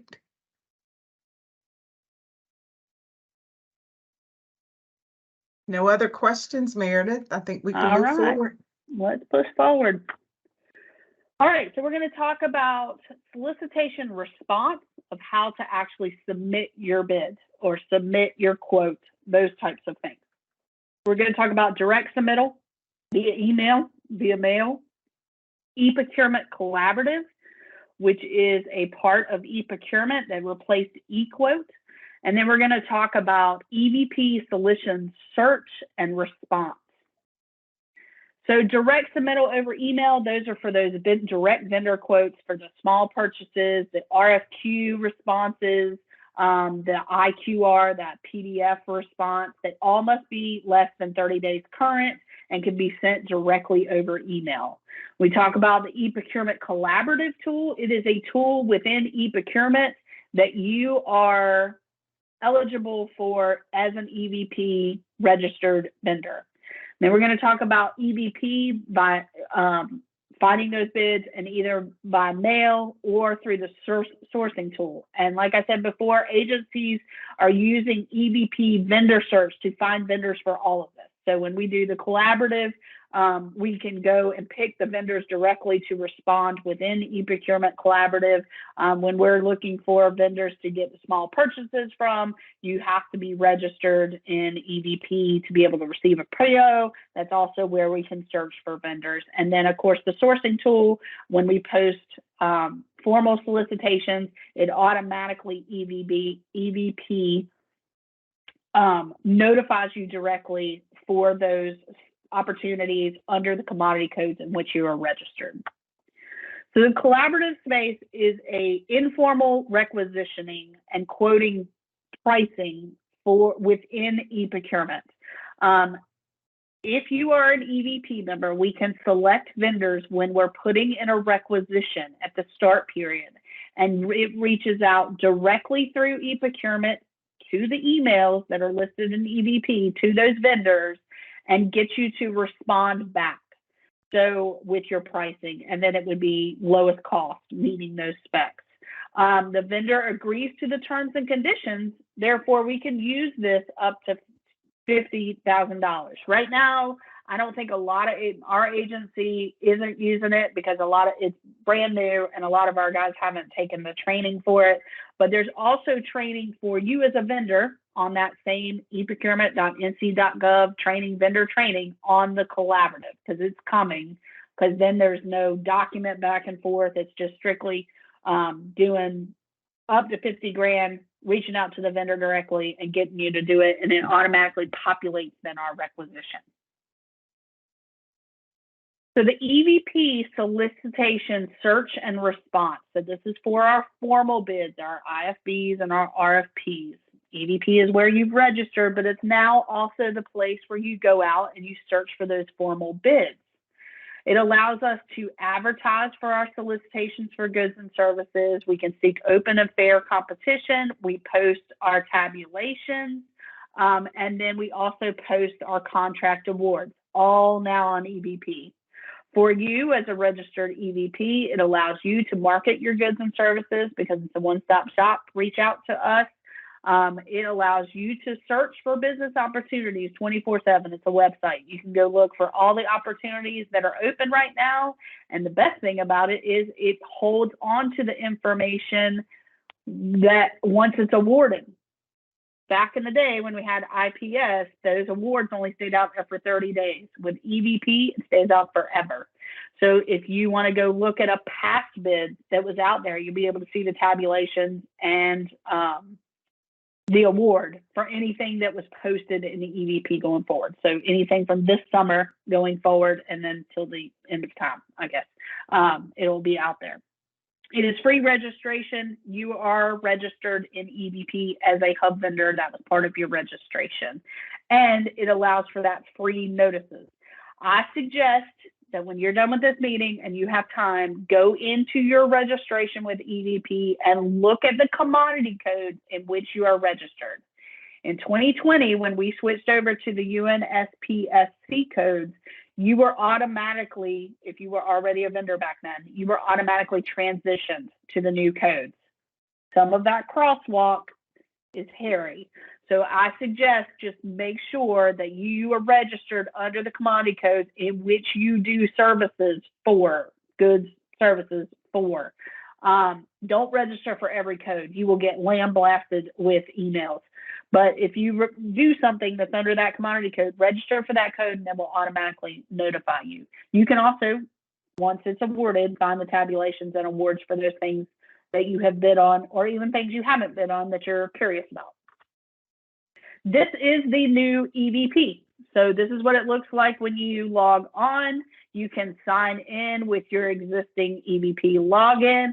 If you are not registered, you register here. If you want to look for solicitations here, and then if you want to browse for our vendors that are registered with the state, that's where you browse for those vendors.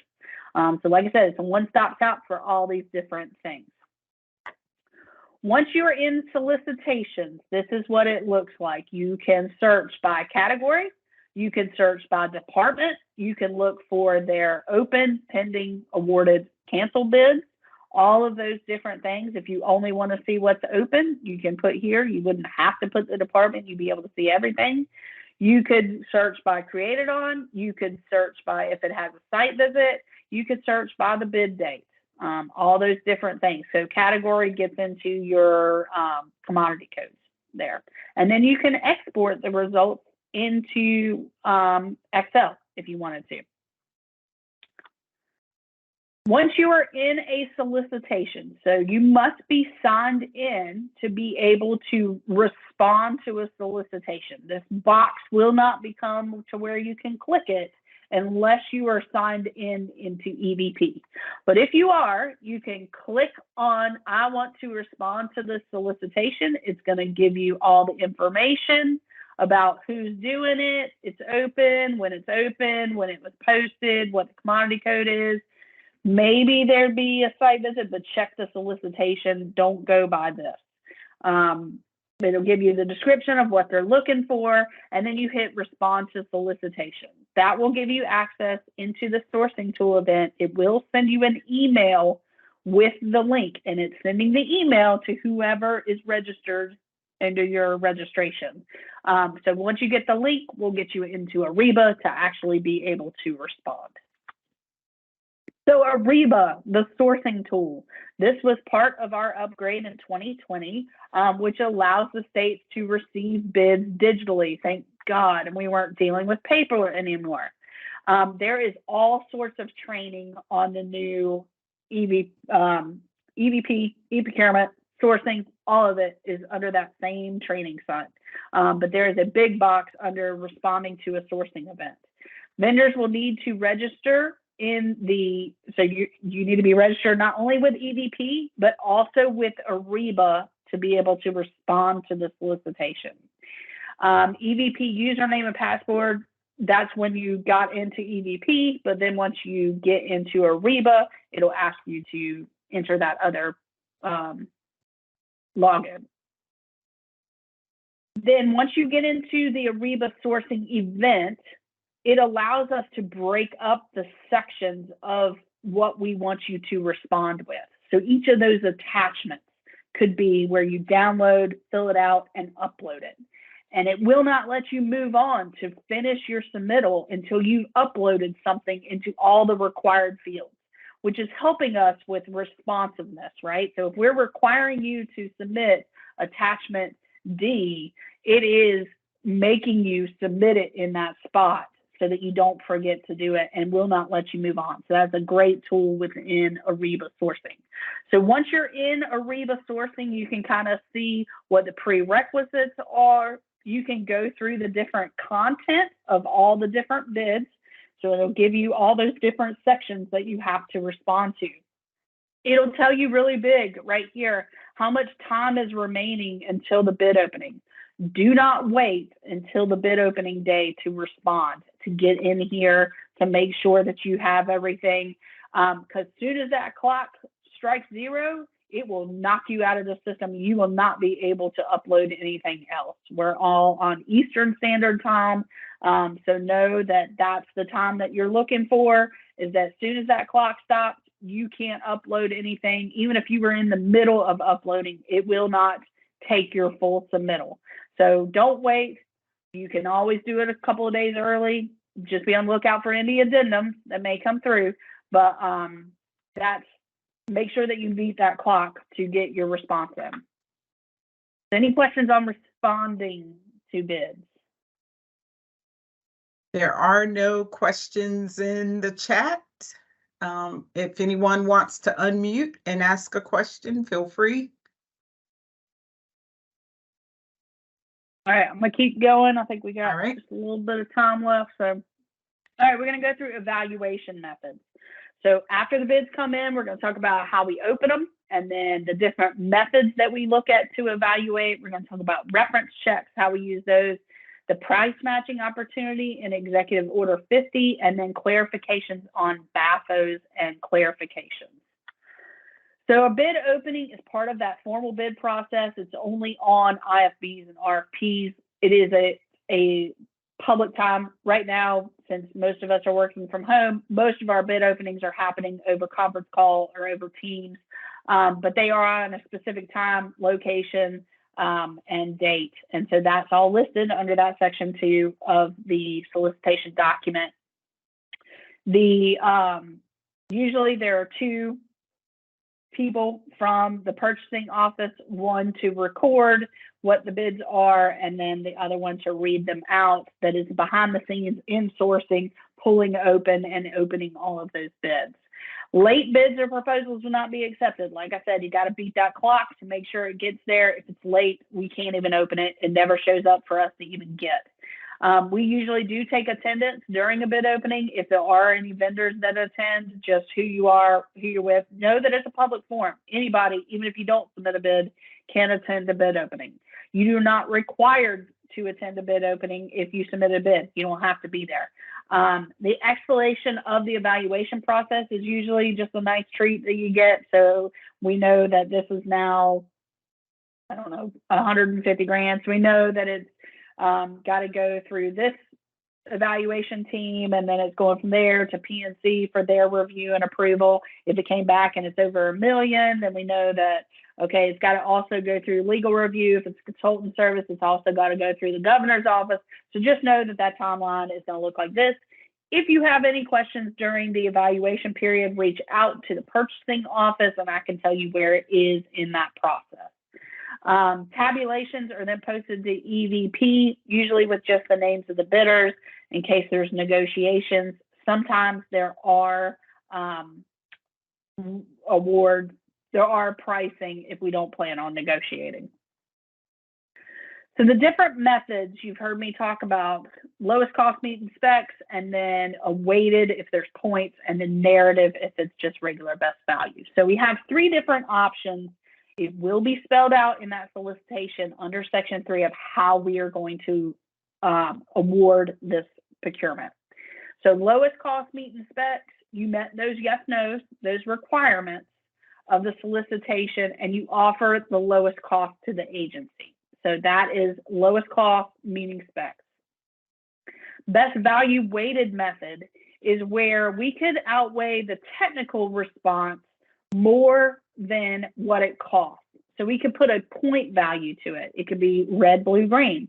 It could be, I have 100 points and this is how that points are split up. It could be percentages. Whatever that scoring method will be laid out in that solicitation document when you're responding under that section 3.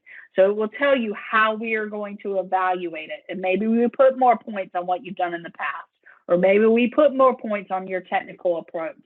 But it would be a weighted method. Normally, cost is evaluated with a formula where we take lowest cost and divide it by the points and do all that to get the cost points.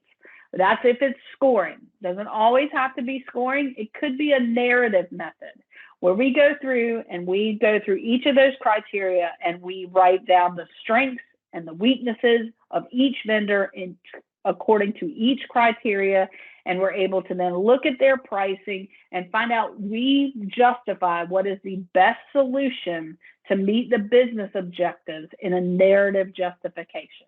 So it might say that in a bid that we're going to look at, here's the criteria that we're going to look at, but we're going to note those strengths and weaknesses and then make the evaluation of this one meets the best solution. And it could be that maybe it costs more, but it better meets our solution.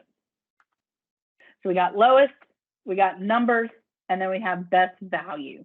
And all of these are spelled out in the administrative code of how we are able to evaluate based on these different areas.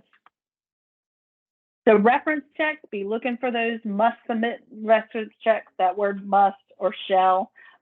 Reference section can be added to the solicitation document. So a lot of times now it's an attachment that you download. It will ask you for the information on your reference and then what you've done for them. So it's a requirement to be submitted with your proposal, but we could also call those references and make sure that you've done what you said that you've done for that vendor and that you your job performance, and to check all that job performance as well. They will ask the references, each of the references, the same questions. Usually there's a standard group of questions that they'll ask each reference and document what the responses are. Just be on the lookout for vendor must provide or may provide. And then with references, don't give a bad reference. I don't know why that needs to be said, but you would be surprised. You want references that you have done the same kind of work that we're asking you to do. So that's what we're looking for in those references. Clarifications and BAFOs. So like I said, these are those documents of change during the evaluation stage that we can use. Requests for clarification are when we get the bids back and there's something we can't figure out. We don't understand what you submitted. This is not a time for you to change your proposal, change pricing, change anything. You're not changing anything. We're not negotiating anything. We just said, you said in your proposal you did X, Y, Z, and that doesn't make any sense to us. Do you really mean that you did the ZYX? So it's one of those things that's unclear. It's usually a yes, no confirmation. We could clarify pricing if we said, you told me that we wanted 5 widgets, you told me they were each $2, and your total pricing is 12. Can you just not do math and it's really supposed to be 10? So it's one of those yes, no things, or did you try to put some hidden cost in there? It is not your time to change your pricing. It is just clarifying what you put in your proposal. A BAFO, on the other hand, is where we have gone through the evaluations and we are now down to the fact that we might want to negotiate. Maybe all the bids came back and they were too high and we don't have the funding for it. Maybe we're going to negotiate with all the vendors, one vendor, no vendors. We can negotiate with however and whoever we want to based on the administrative code in negotiation phase.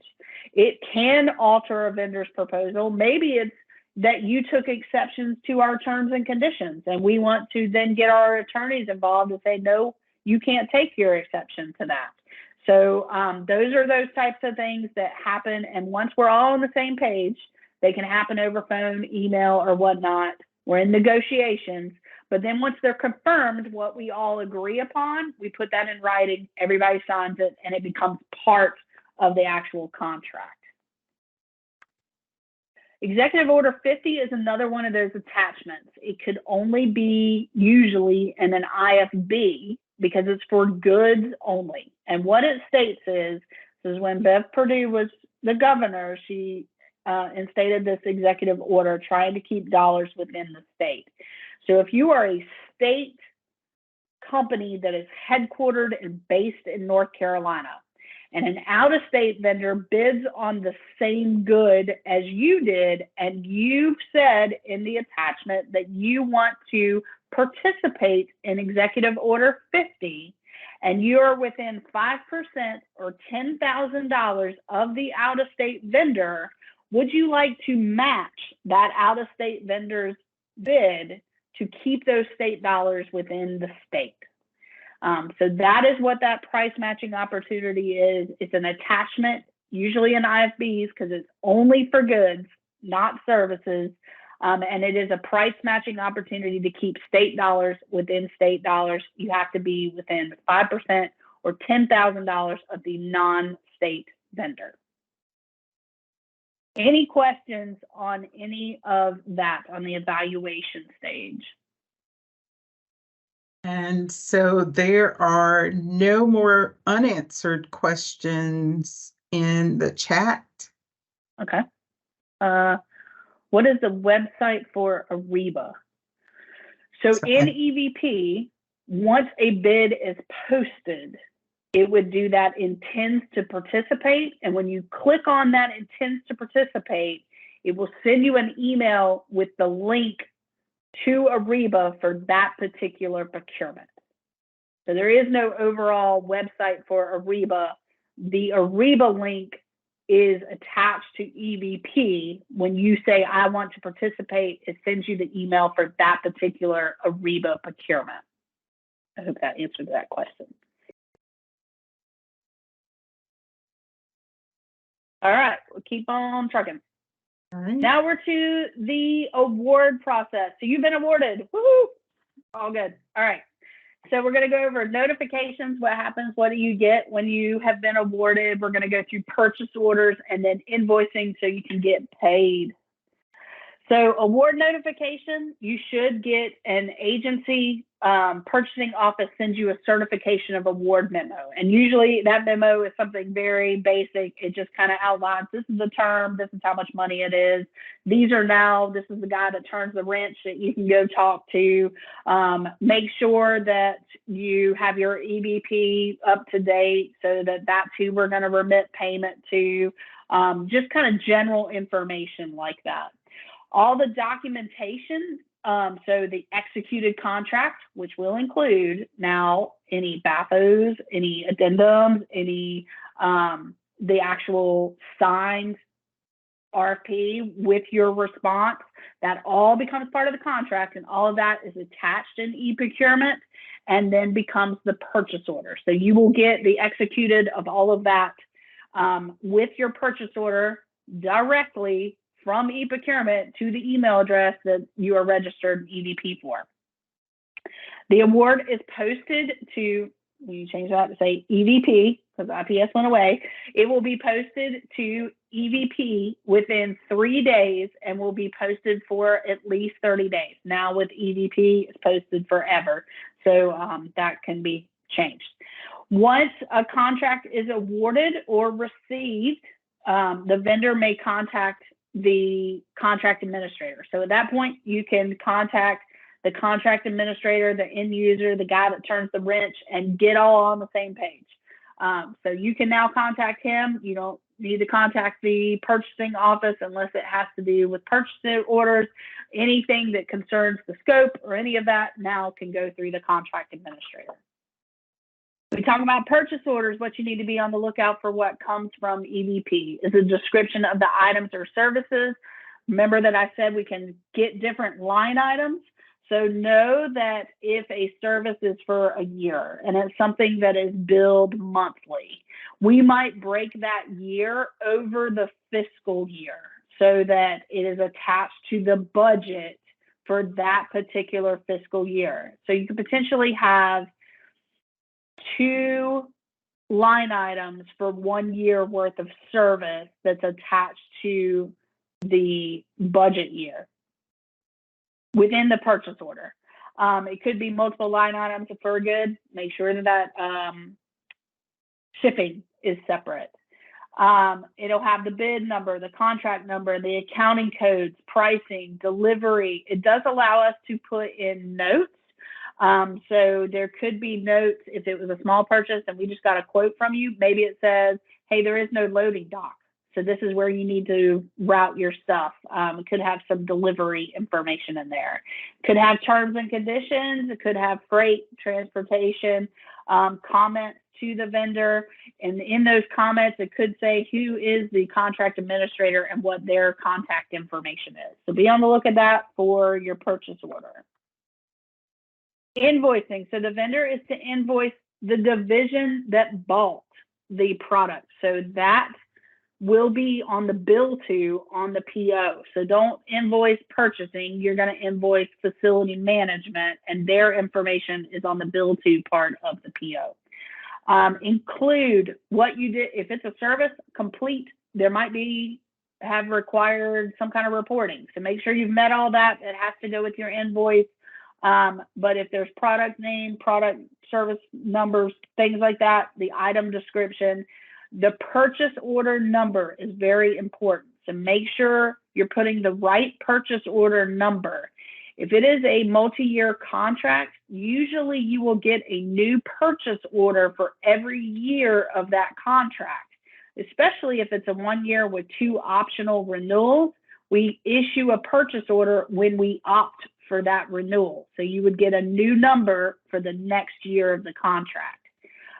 So to make sure that our accounting is set up right, make sure that you're referencing the correct purchase order number. And then it's always a good idea if there is a contract to put that contract number on there as well. Ensure that your remit to address, that's where we're going to be sending the check, is correct in EBP. The state typically pays net 30 days. We usually, a DOA, because our accounting department is the best, they pay usually a whole lot less than net 30. But that 30 days starts to when that invoice gets to fiscal. So be on the mindset for that. Check writes happen on Tuesdays and Thursdays on the norm.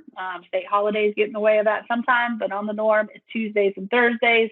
And the state does have the capability to receive electronic payments or to send electronic payments. If you would like to sign up for that, that is on the state controller's website, and that is where that electronic funds transfer, EFT, sign up is. So that's this website down here. Any questions on award and payment? No questions in the chat. And so if there are questions, feel free to unmute. All right, we'll keep on chugging. All right. All right, contract monitoring. So we're on the back end of this. So we're going to talk about contract management, inspections and testing, renewals and amendments, those changes to a contract. And then we're going to talk about vendor protests and most importantly, public records requests and how to see all of the past contracts. So contract kickoff meeting is always a good idea. So if you have a contract, especially something that is now over a term where you're going to be dealing with that contract administrator and they are going to be dealing with you, it is always a good idea to sit down and have a contract kickoff meeting. Clarify any terms, any conditions, any scope, the goals, the objectives of what is in this contract. Communicate who is doing what. The guy that submitted his bid very well could be a salesperson, but is not the technician that's going to actually be doing the work. Maybe you need to deal with billing for another person. So communicate those roles and responsibilities. We want to work with you. You want to work with us. Make sure that we get it all set up right. Everybody knows how this is supposed to work, and then it can flow a whole lot better. Clarify any delivery expectations of when times, deadlines, all of that. Inspections and testing. So you know if we are getting goods, that we will notify you if goods become damaged or we have an inaccurate order or a late shipment. Within e-procurement, we can receive. Know that once something is received in e-procurement is when then you can invoice for it. So as soon as it is received in e-procurement, that's when you can invoice. That means we got it, we checked it, everything's fine. Up until then, if it gets damaged in shipping, it is your problem. Once we have received it, it is our problem. The quality acceptance, inspection, and delivery and installation, just know that invoices will not be paid until the agency completes inspections of goods and they are accepted. We hit that received button in e-procurement.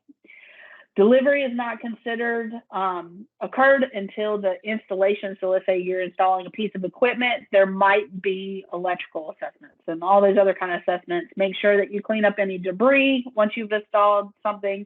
There is sign off on those invoices within the division to then send it to fiscal for payment. The vendor's responsible for leaving that area just as it came and ready to use. Vendor complaints. So vendor complaints are held within the division. Be on the lookout for any emails that they're sending. They will document. If you have inspections where you actually have a checklist or whatnot, just make sure that you're doing what is in your contract. That is what we are holding you to, is what is in the contract. So that contract administrator should be referencing, if they have a problem, what is in your contract. It says this and you're not doing it. I need you to do it, XYZ. If they get to the point where they can't get you to do what's in the contract, they may come to the purchasing office to issue a formal vendor complaint. If you ever receive a formal vendor complaint, take it seriously. It will have deadlines and it will include actions to fix the problem. You have the right to dispute that complaint. If you need to have a meeting, request it to make sure that everything's running the correct way. If you are a hub vendor, reach out to your hub office. They can get involved and help be an advocate for you. So just know that what you're holding to, if somebody says you didn't come and take care of the bug problem, you say that's not in my contract to do that. So that can be something that you can dispute. Know that there are deadlines, and even if you agree to the complaint and the action to cure, you perhaps need to respond. So read that complaint very carefully. You might have a deadline to respond, or otherwise we can just terminate. So be mindful of that. If you ever get a formal vendor complaint, to actually read it, go through it, and make sure you understand what the complaint is. A lot of our department has a vendor complaint policy where if you get so many vendor complaints, we have the right to terminate. Renewal. So like I said, standard is 3 years that an agency can do. If it's going to be over that, it requires approvals and justification. Renewals, if it is a 1-year contract with optional renewals, any options to renew are in the option of the state. They do not have to be exercised. They could be based on funding. It could be that now the scope has changed. It could be on other things as to why we didn't use that renewal, but the renewal option is in the option of the state. If you do decide to renew, if the state decides to renew, it will reach out to the vendor with either an agreement or an amendment to exercise that renewal, so it's put in writing, and then you would get the new purchase order for that next year. That should happen before expiration. The state may generate that new purchase order for every year of the contract. Amendments change anything. So they change rates, extensions, scopes, costs, people. It could change anything that's in that contract, and it's confirming it in writing. If someone tells you, yeah, just add, I want you to come take care of the bugs, just bill me for it. You'd be like, no. If it's not in writing, it's not going to happen. And it needs to go through the purchasing office to add that to the contract so that it's added then to the PO so that you can actually bill for it. So be mindful if anybody says, hey, just do that and just bill me for it. You say, no, I want it in writing, and it needs to go through the purchasing office to become an amendment. So protests can happen during the bid process, after award. If an award happened and there is some reason why a vendor who bid found that something happened that they don't agree with. So if there is information in the information to vendors attachment on where to send protests. They must be submitted within 30 days of the award, and they must contain, you must submit an actual letter containing why, reasons and supporting the protest of what happened and what you are actually protesting. It is up then to the state procurement officer and the Division of Purchase and Contract if they set up a protest meeting or if they uphold your protest or deny your protest. So with all of that, there's all information in that instructions to vendor. It just has to be it has to be submitted within 30 days of award. This is not your chance to see why you didn't get the bid. That is a public records request. A vendor protested, I have a problem with the way that it was awarded. So a public records request can be submitted to the department that awarded the bid. So if it was a DPS bid, you need to reach out to DPS to be able to get that record. Most of the different departments now have on their website a link to be able to submit a form to get a public record. So it's usually a web-based form, and most agencies now have that web-based form. I know ours does.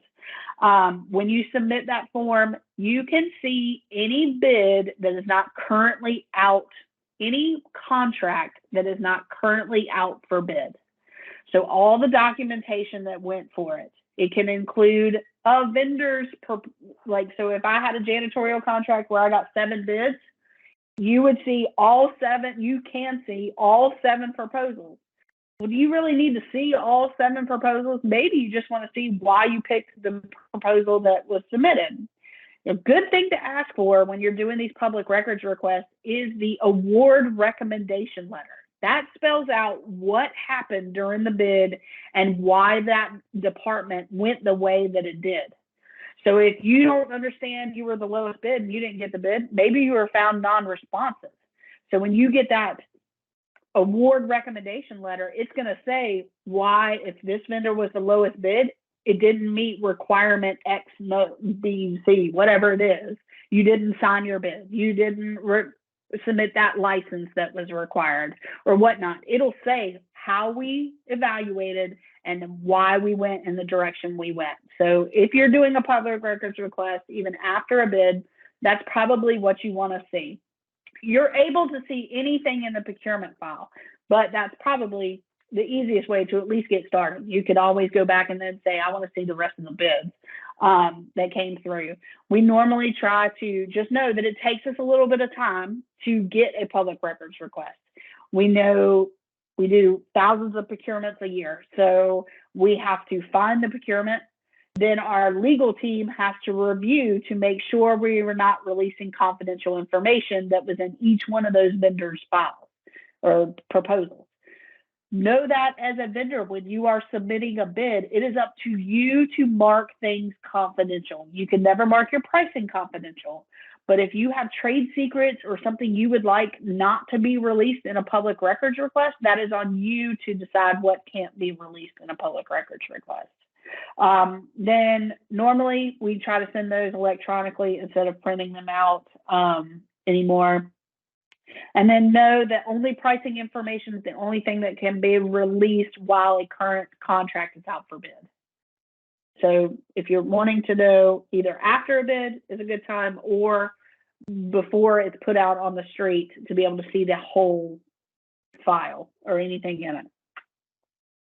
This is that list of those quick website resources that are out there. So purchasing contract, DIT procurement, EVP, e-procurement, where all those training sets are, the hub office website. So EVP, where you can register and find all those solicitations, are all these different websites. Do we have any questions at all that I didn't get? And that is it. The only questions left unanswered in the chat, what guarantees that they will pay us? That's from Sarah. And it says, does the government provide a contract of guarantee of payment, or will we have to make our own contract that we are going to do what they ask? I believe in the terms and conditions, as long as the vendor meets the scope of services and meets what's in the contract, it will get paid as the contract's written. I'm pretty sure that's in the terms and conditions. So that payment will be rendered when all the scope is met. And it lists out that 30 days and all of that other stuff is in the terms and conditions of doing business with the state. Okay, that is all of the questions in the chat. And if anyone wants to unmute and ask a question. This one? I do. Good afternoon. Oh, I'm sorry. Was there Go someone ahead. else to speak to? Good afternoon, guys. Good afternoon. The question I have, me being new and fresh to every to even bidding or accepting an invitation to bid. I received one that was due before this training.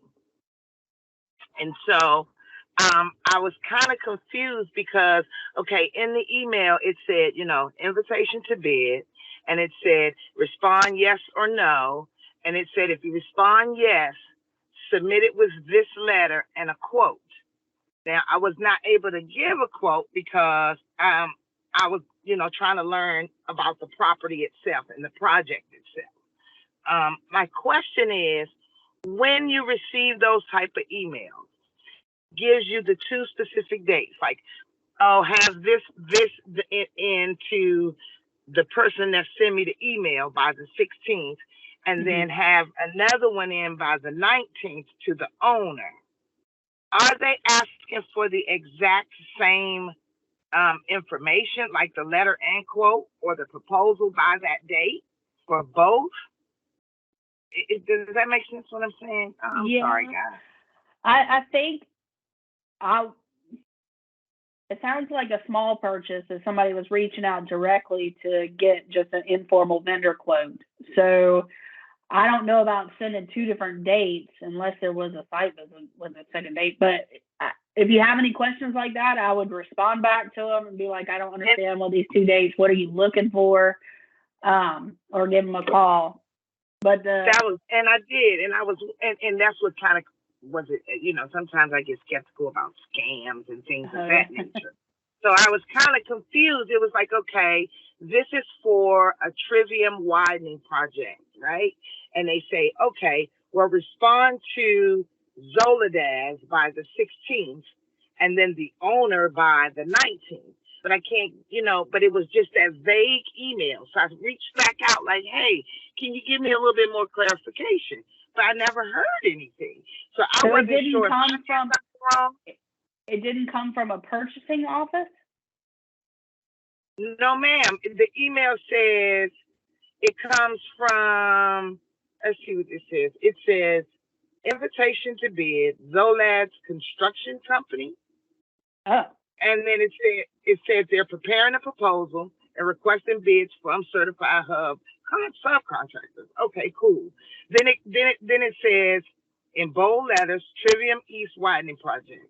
So in my mind, I'm thinking, okay, that must be what it is that's going on that they would like for us to subcontract some things through. Yeah, that doesn't sound like a state project. So anything that would be coming from a state project would be coming from a department. So either from DOA, from DHHS, from a representative of a state department or a university or a community college or anything like that. That sounds like, you're right, like us looking for subcontractors from a prime is what that sounds like. So that would be outside of our rules or any of that. Ah, okay, good to know. Thank you so much. You're welcome. All right. Charlie, I think you had your hand up.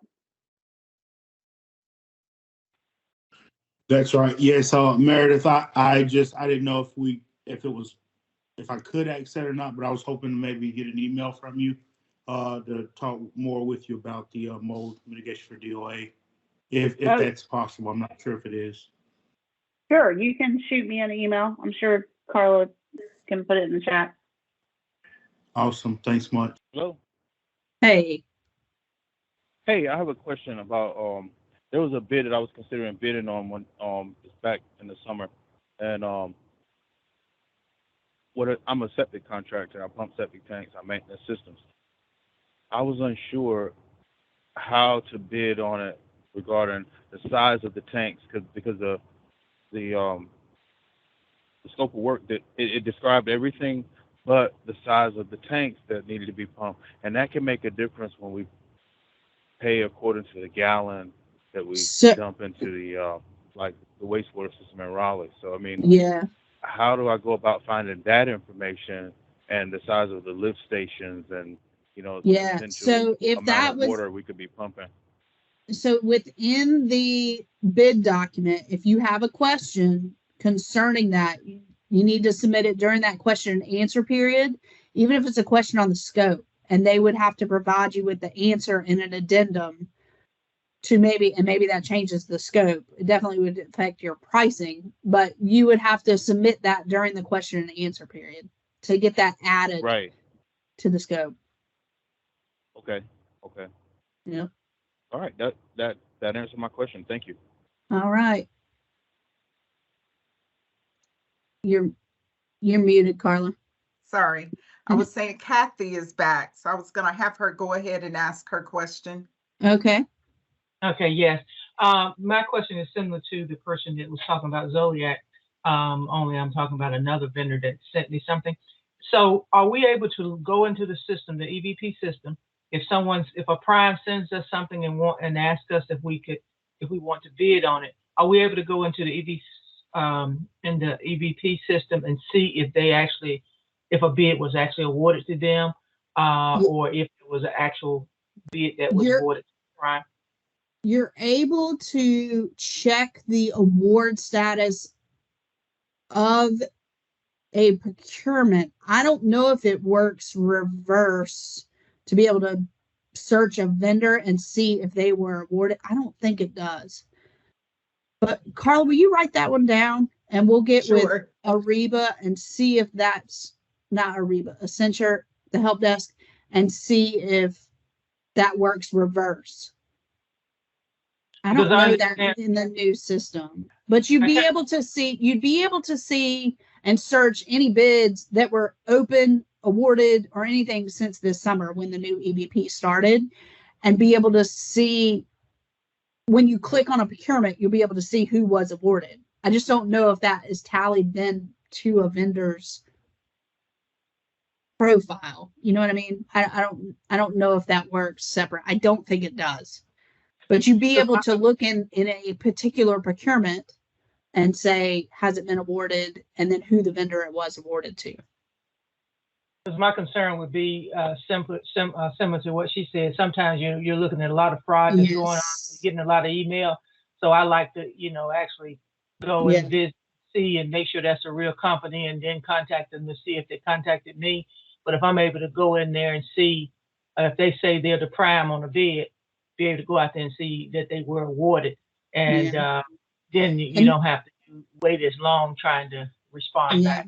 And that might be different for state construction. I don't know. Like we're very separate in the way that state construction doesn't post their procurements in EVP. So it's that's different. So it might be that way for state construction projects. But as far as goods and service, I'm pretty sure it doesn't show up on a vendor's profile what they have been awarded. I'm pretty sure it doesn't. So for instance, like the one that I got, it turned out to be a real one. It was a bid with Sanska, and they were doing the new building at NC State. So that turned out to be a real bid. But but that would have been a state construction project too, right? So that might be very different. Okay. All right. Yeah. All right. So we have April Priester. Hi there. Thank you so much for the opportunity to ask this question. I am a small business counselor, and I've been asked this question and I don't know the answer to it. So I thought I would ask today. Let's say hypothetically that the business that's Hub certified is a bookkeeping business. and they have a friend or a family member that has another business that does construction that's not Hub certified.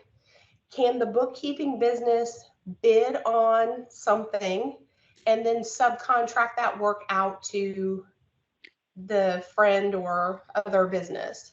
I would say no.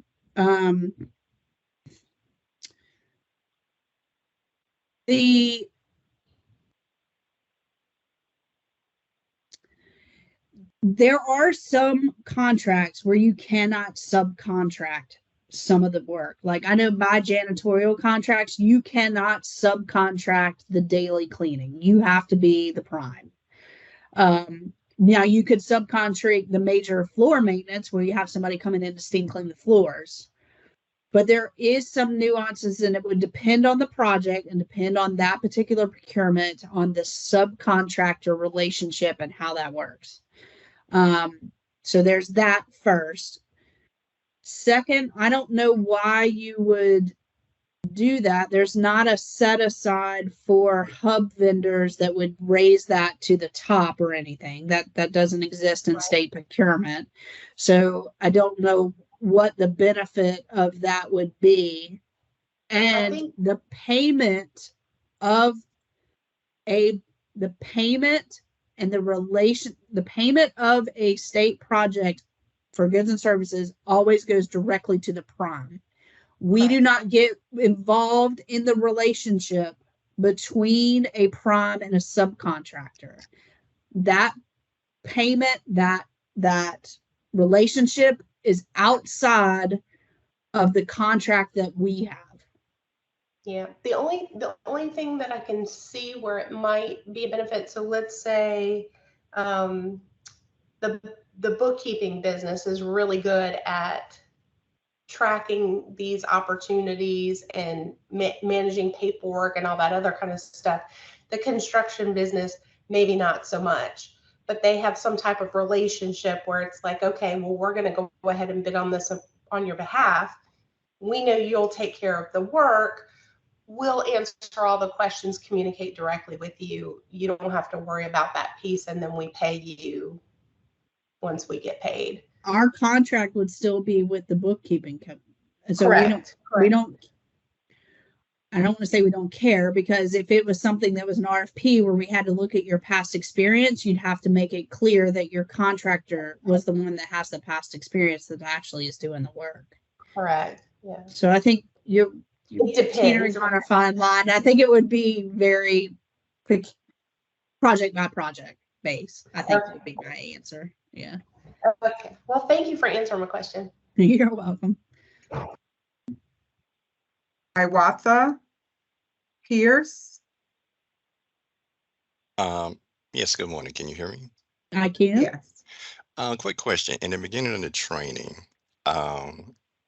it was mentioned, I think I heard you mention that Correction Enterprises did the screen printing and embroidery for, I guess, the state. Would they be considered a prime contractor? So actually, Correction Enterprises is considered a state term contract. So anything that we buy from Correction Enterprises is just bought directly from Correction Enterprises. There is no, we just get a quote from them and then we move forward. So they're considered a state term contract. 001A, I believe, is the Correction Enterprise. Their equipment is very limited. So like I know like printing. We go to Correction Enterprises and we say we need a booklet that's bound and stuff like that. They don't have the equipment to do that, but we have to get a waiver. We as a state agency, not a university or community college, we as a state agency who is mandated to go through Correction Enterprise first, has to give them first crack at it. If they can't do it and they can't meet a deadline, they can't meet some other requirement that we're doing, then we go out for open market. So there very well could be something on the embroidery where they can't meet the deadline, or they can't, they don't have the equipment to do what we're asking them to do.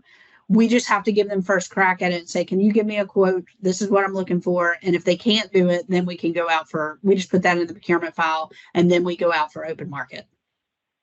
Oh, okay, okay, because that is the service that our company offering. You know, we're able to do print 10 to 20,000 t-shirts a day. So I just wanted to find out.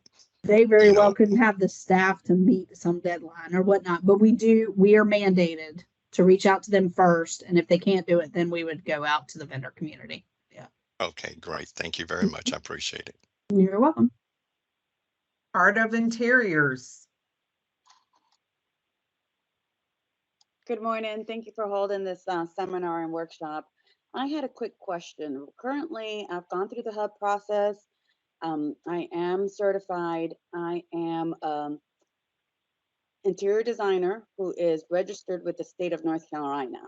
So started this year, I am able to seal construction documents for upfits.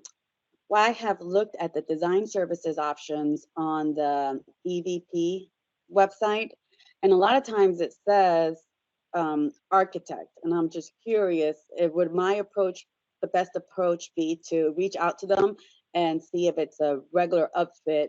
I'm obviously not doing new builds, but if I would be able to bid for some of these smaller projects. Yeah. I mean, I would reach out during the question and answer period and ask, Okay.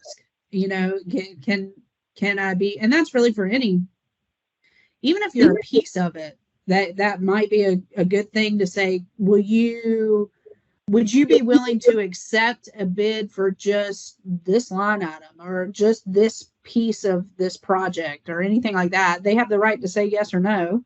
But I mean, that's probably your best bet, is to use that question and answer period to find that question out.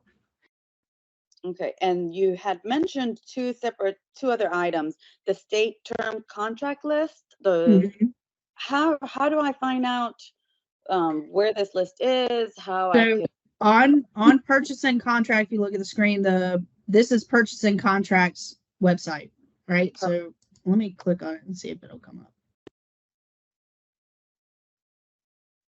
Okay, so this is purchasing contracts website. When you go on here, you're going to see, here's all your information about EVP and how that's new. Here's your state term contracts for goods and services. Also, here's your vendor forms. And these are those attachments that are usually attached to the terms and conditions and things like that. This is just a quick link to those if you ever want to see them. But statewide term contracts. So when you go here, these are all of the goods and services state term contracts. It says when the beginning date. This one doesn't have an end date because it is with the Center of the Blind. This is your contract manager with her information. You could contact her directly. So could be for air filters. Pam K. Scuffston is the contract manager. It's going to end on 6/30/24, which means it'll be going out for bid before this ends. These are all the vendors that are on that contract. And then this potentially could be more information for that particular contract. Sometimes there's like a pricing list or whatnot. Household appliances, she manages this contract. It's going to end this date. This is the vendor that's on it, and this is their listing. So that's your listing for goods and services. Let's see. For IT, this is IT procurement. So when you go in here, what is IT procurement? And their state term staffing contract, their IT contracts are here. So it's the same thing, vendor engagement resources. So that's just a good link to be able to get to all the state term contracts. And like I said, their IT contracts are listed the same. When they end, who's their administrator? And you can contact them directly to get on those contracts, or to get information on that contract, I should say, to be able to contact them directly and say, hey, I see you're the contract administrator for input protection. It ends in January of 24. Are you working on it now? Is it out for bid? Like, what are we doing? Are you extending it? Can I get on it? Those types of things. Perfect. Great information. Thank you to the panel. You're welcome. LaShonda Walker. Hi, yes, it's me again, guys. Quick, quick question, Miss Meredith. Okay, now, I when I became Hub certified and I got into the EVP and I started just clicking around trying to educate myself on a lot of different tabs and information that's in there. Now, when I click on where it says bid and opportunities, and I go in and I see, of course, you know, you can put in what it is that your goods or services is, and it'll pull up whatever bids are out there. Now, is that where the Ariba would be attached, or do I go into vendor forms and start the process to submit? No. So towards you're them? on EVP and you go into, so when you click into EVP, browse solicitations. So these are all the solicitations, right? But if you filter it, you can filter, let's say, let's just look at mine. So I'm going to go down to department. Is up here somewhere. The Department of Administration. And I can click open. I could click pending selection, but I'm just going to leave it all open so I can see everything that I've ever posted on EVP since this summer when it started. And I'm going to hit apply. So these are all my different contracts that have been put out for bid on EVP. So this one is awarded for my janitor. Well, let's do this pending selection for our printing of the voter resource guides for DMVA. It's pending selection because it's already closed, because it closed on the 18th of July, and DMVA is dragging their feet getting their stuff back to us to get this awarded. But if you go into the actual document, if you hit intends to participate, see how I have the blocked thing? Yeah. I am not logged in under my EVP if I was a vendor, and I'm not a vendor, so I can't log in. But if I was a vendor, I would sign in. When I click intends to participate, this one's pending selection, so it's not going to do anything. It's going to tell you that this is no longer accepting participants. Let me see if we have any ones that are open. Oh, this is, gosh. Filters. Open. Oh, we don't have anything open. Let me get rid of me.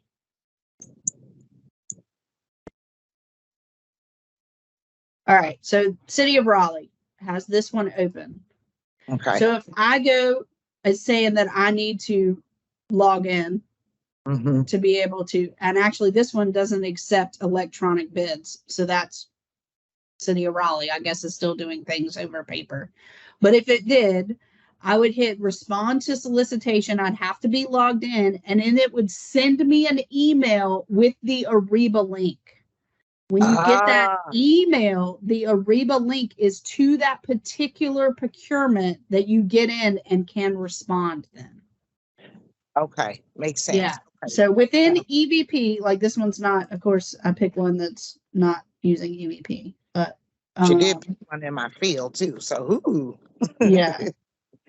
So okay, let's say hypothetically, Miss Meredith, that I wanted to that's open. So I wanted to give a quote, or and because they're not in EVP, then should it tell me, like if I log in now, would it tell me for that mowing and mulching exactly how to send it or where to send it to? Yes. So the document will still be down here, right? So the document, the IFB or the RFP would still be in the solicitation here. So within the document, it's going to tell you. So let's look at this one. This is a Highway Patrol Class A military cut shorts. I don't know. It's for DPS. Okay. So Department of Public Safety. It is using the Ariba sourcing event. So I would have to be signed in as a vendor. I hit intend to participate, and it would send me an email with the link to Ariba that then I go in and respond to this. But I can also see that this is the IFB. So when I click that, it's going to let me download the IFB. Here's the actual document, right? So this is telling me what they're looking for, everything here. Like, so I'm going to have to, when I get into sourcing, this document will be there as well for me to download, fill out, and upload. But this will become the contract. This is the IFB. And as you see here, all those different sections, right? So the purpose of why they're buying it, the information for how to bid, the 3, how they're going to award, the requirements, and then the specifications, and then contract administration. You got your attachments, your pricing, your hub, your references, your location of workers, your financial condition, and EO 50. So, Okay. right, then you get into the document, and it's telling you this is why we're buying it. It's going to be a 3-year contract. This is my information for my schedule. Where we're going to have the bid opening is over Teams. We're going to issue this bid. You got time to submit your questions. You've got how to submit your questions, where to submit them. You got how to bid, where to bid. Here's your training if you need training with the sourcing tool. Here's the help desk information. Then this is what has to come back with your bid. Then this is how we're going to award. All responsibilities will be reviewed, and it'll be based on lowest responsive bid, right? So that's Right. there. Then you get Okay. into requirements, your estimated quantities, product information, delivery, reseller, samples, all of that. Okay. Where your hub vendor, where you have to submit the attachment, all of that, financial stability with that attachment. Then your specifications. This is what we're looking for. So if you're awarded, this is what we're expecting you to deliver. Do you Okay. meet this requirement? Yes, no, yes, no, yes, no. And then some more information on the specifications. This is what we're looking for. Okay. So, and then who's my contact to contact once this is a contract? Here's a dispute if invoices happen. Product recall, they have some additional terms. And then your pricing is your attachment here. All the other attachments are either in this actual document or just uploaded within the sourcing tool. Your Okay. contract references. So that's an actual live open for bid right now way to be able to look through here and just, this is that executive order 50 price matching opportunity because this is for a good. Okay. Thank you so much, because that clarified a lot. And thank you. Yeah. Yeah. Is it Michelle? Yes, It's been hello. waiting. Yes, ma'am. Thank you. Sure. I have a question for your public information request. Mhm. In looking at in evaluating systems that you might would like to bid on, can you make that request if you identify one, ask who's got the current contract, what the current contract is for, and when it might be coming up for bid again? Yes. So,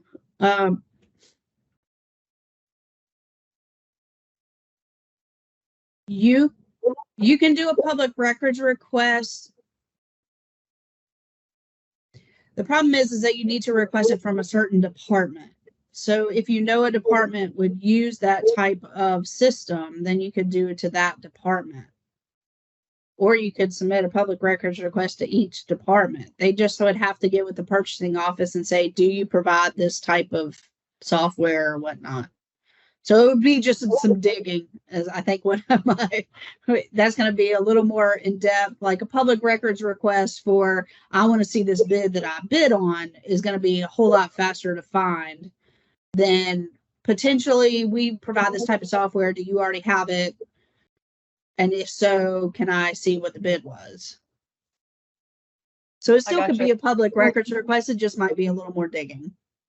Okay. And the other part of that question is, let's say you're familiar with a specific agency and you want to find out with the public records request how much they have, I guess, invoiced under the emergency. You have the emergency part of it. Mhm. Is that possible too? Yeah, everything we do is public record, so they would have to pull like purchase orders. Okay, so it'd be under Yeah. purchase order. You could. Yeah, I want to see all the purchase orders pushed out to vendor X. I mean, that's something that they can do. Yeah. Okay. All right. Thank you very much. You're welcome. Kathy? Yes, I just have a question in reference to Ariba. So you said intend to bid, and this sends it to Ariba, and Ariba sends us an email. Would we need to pre-register with Ariba to be able to interact with that? It's just that if we hit that intend in EVP and it sends us out that email, now we're able to interact with Ariba. When you get that email and you click into that link to access that particular procurement, that Ariba link, if you're not already registered, you would register at that time. If you're already registered, then it will just automatically open up the content of that procurement. So that's when that registration would happen. So if we want to go ahead and pre-register, let's say if I want to pre-register today. I don't think there is a way to pre-register unless you say intended to participate on a bid. Okay, all right. Yeah, So yeah. All right. But once you're registered once in Ariba, you shouldn't have to do it again. Then any other bid that you go to intends to participate, it should just take you into log in and then go. Okay. Yeah. Thank you. Yeah. If you have any problems with that at all, that's a help desk situation. If you have any problems with sourcing, and the only bad thing about sourcing is we as purchasing can't see the same thing that you see as a vendor. So if you have any problems with your registration in EVP or logging into sourcing or doing anything in the side of sourcing that you see, call the help desk and they can walk you through it because we can't see what you see. Okay. Thank you. Great webinar. Yeah. Jackie Boyd, looks like that's our last hand raised. Okay. Hey y'all, how you doing? Good, Hello. good. Okay, so I was watching the news and I saw a need for a service in the schools, county schools throughout North Carolina. So it's not a bid that's out, but I wanted to create one and offer services. Is that possible? And if so, how would I go about doing it? So it's not a current bid, but schools could use it. Is that what you're saying? Yes, correct. I'm checking something I want to see. Okay.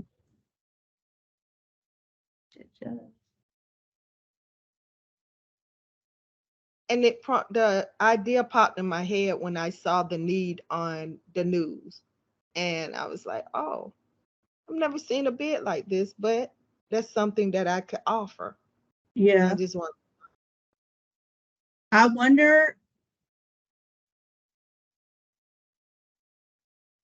also, what I'm doing is to see if they have anything posted in EVP. So if you go to like just a tip, if you go to everything that we've ever posted and you go here to look at an individual posting, it's going to show you what the addendums are, and it potentially can give you a contact, right?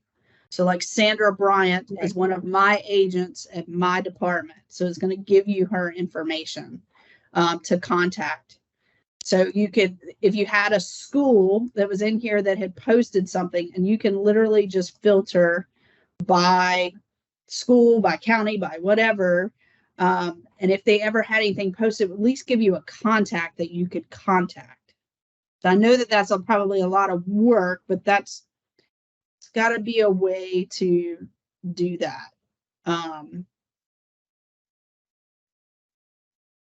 To see if they have anything posted in EVP and a way to get in touch with them. The other thing is that on PNC's website, I want to say there's a list of contacts for purchasing people.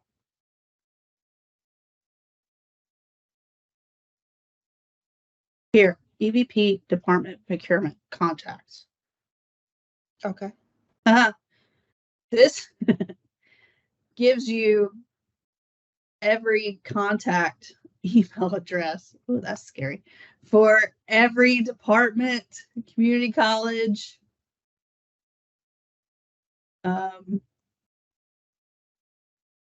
State office, community college, at least for that, you have an email address there.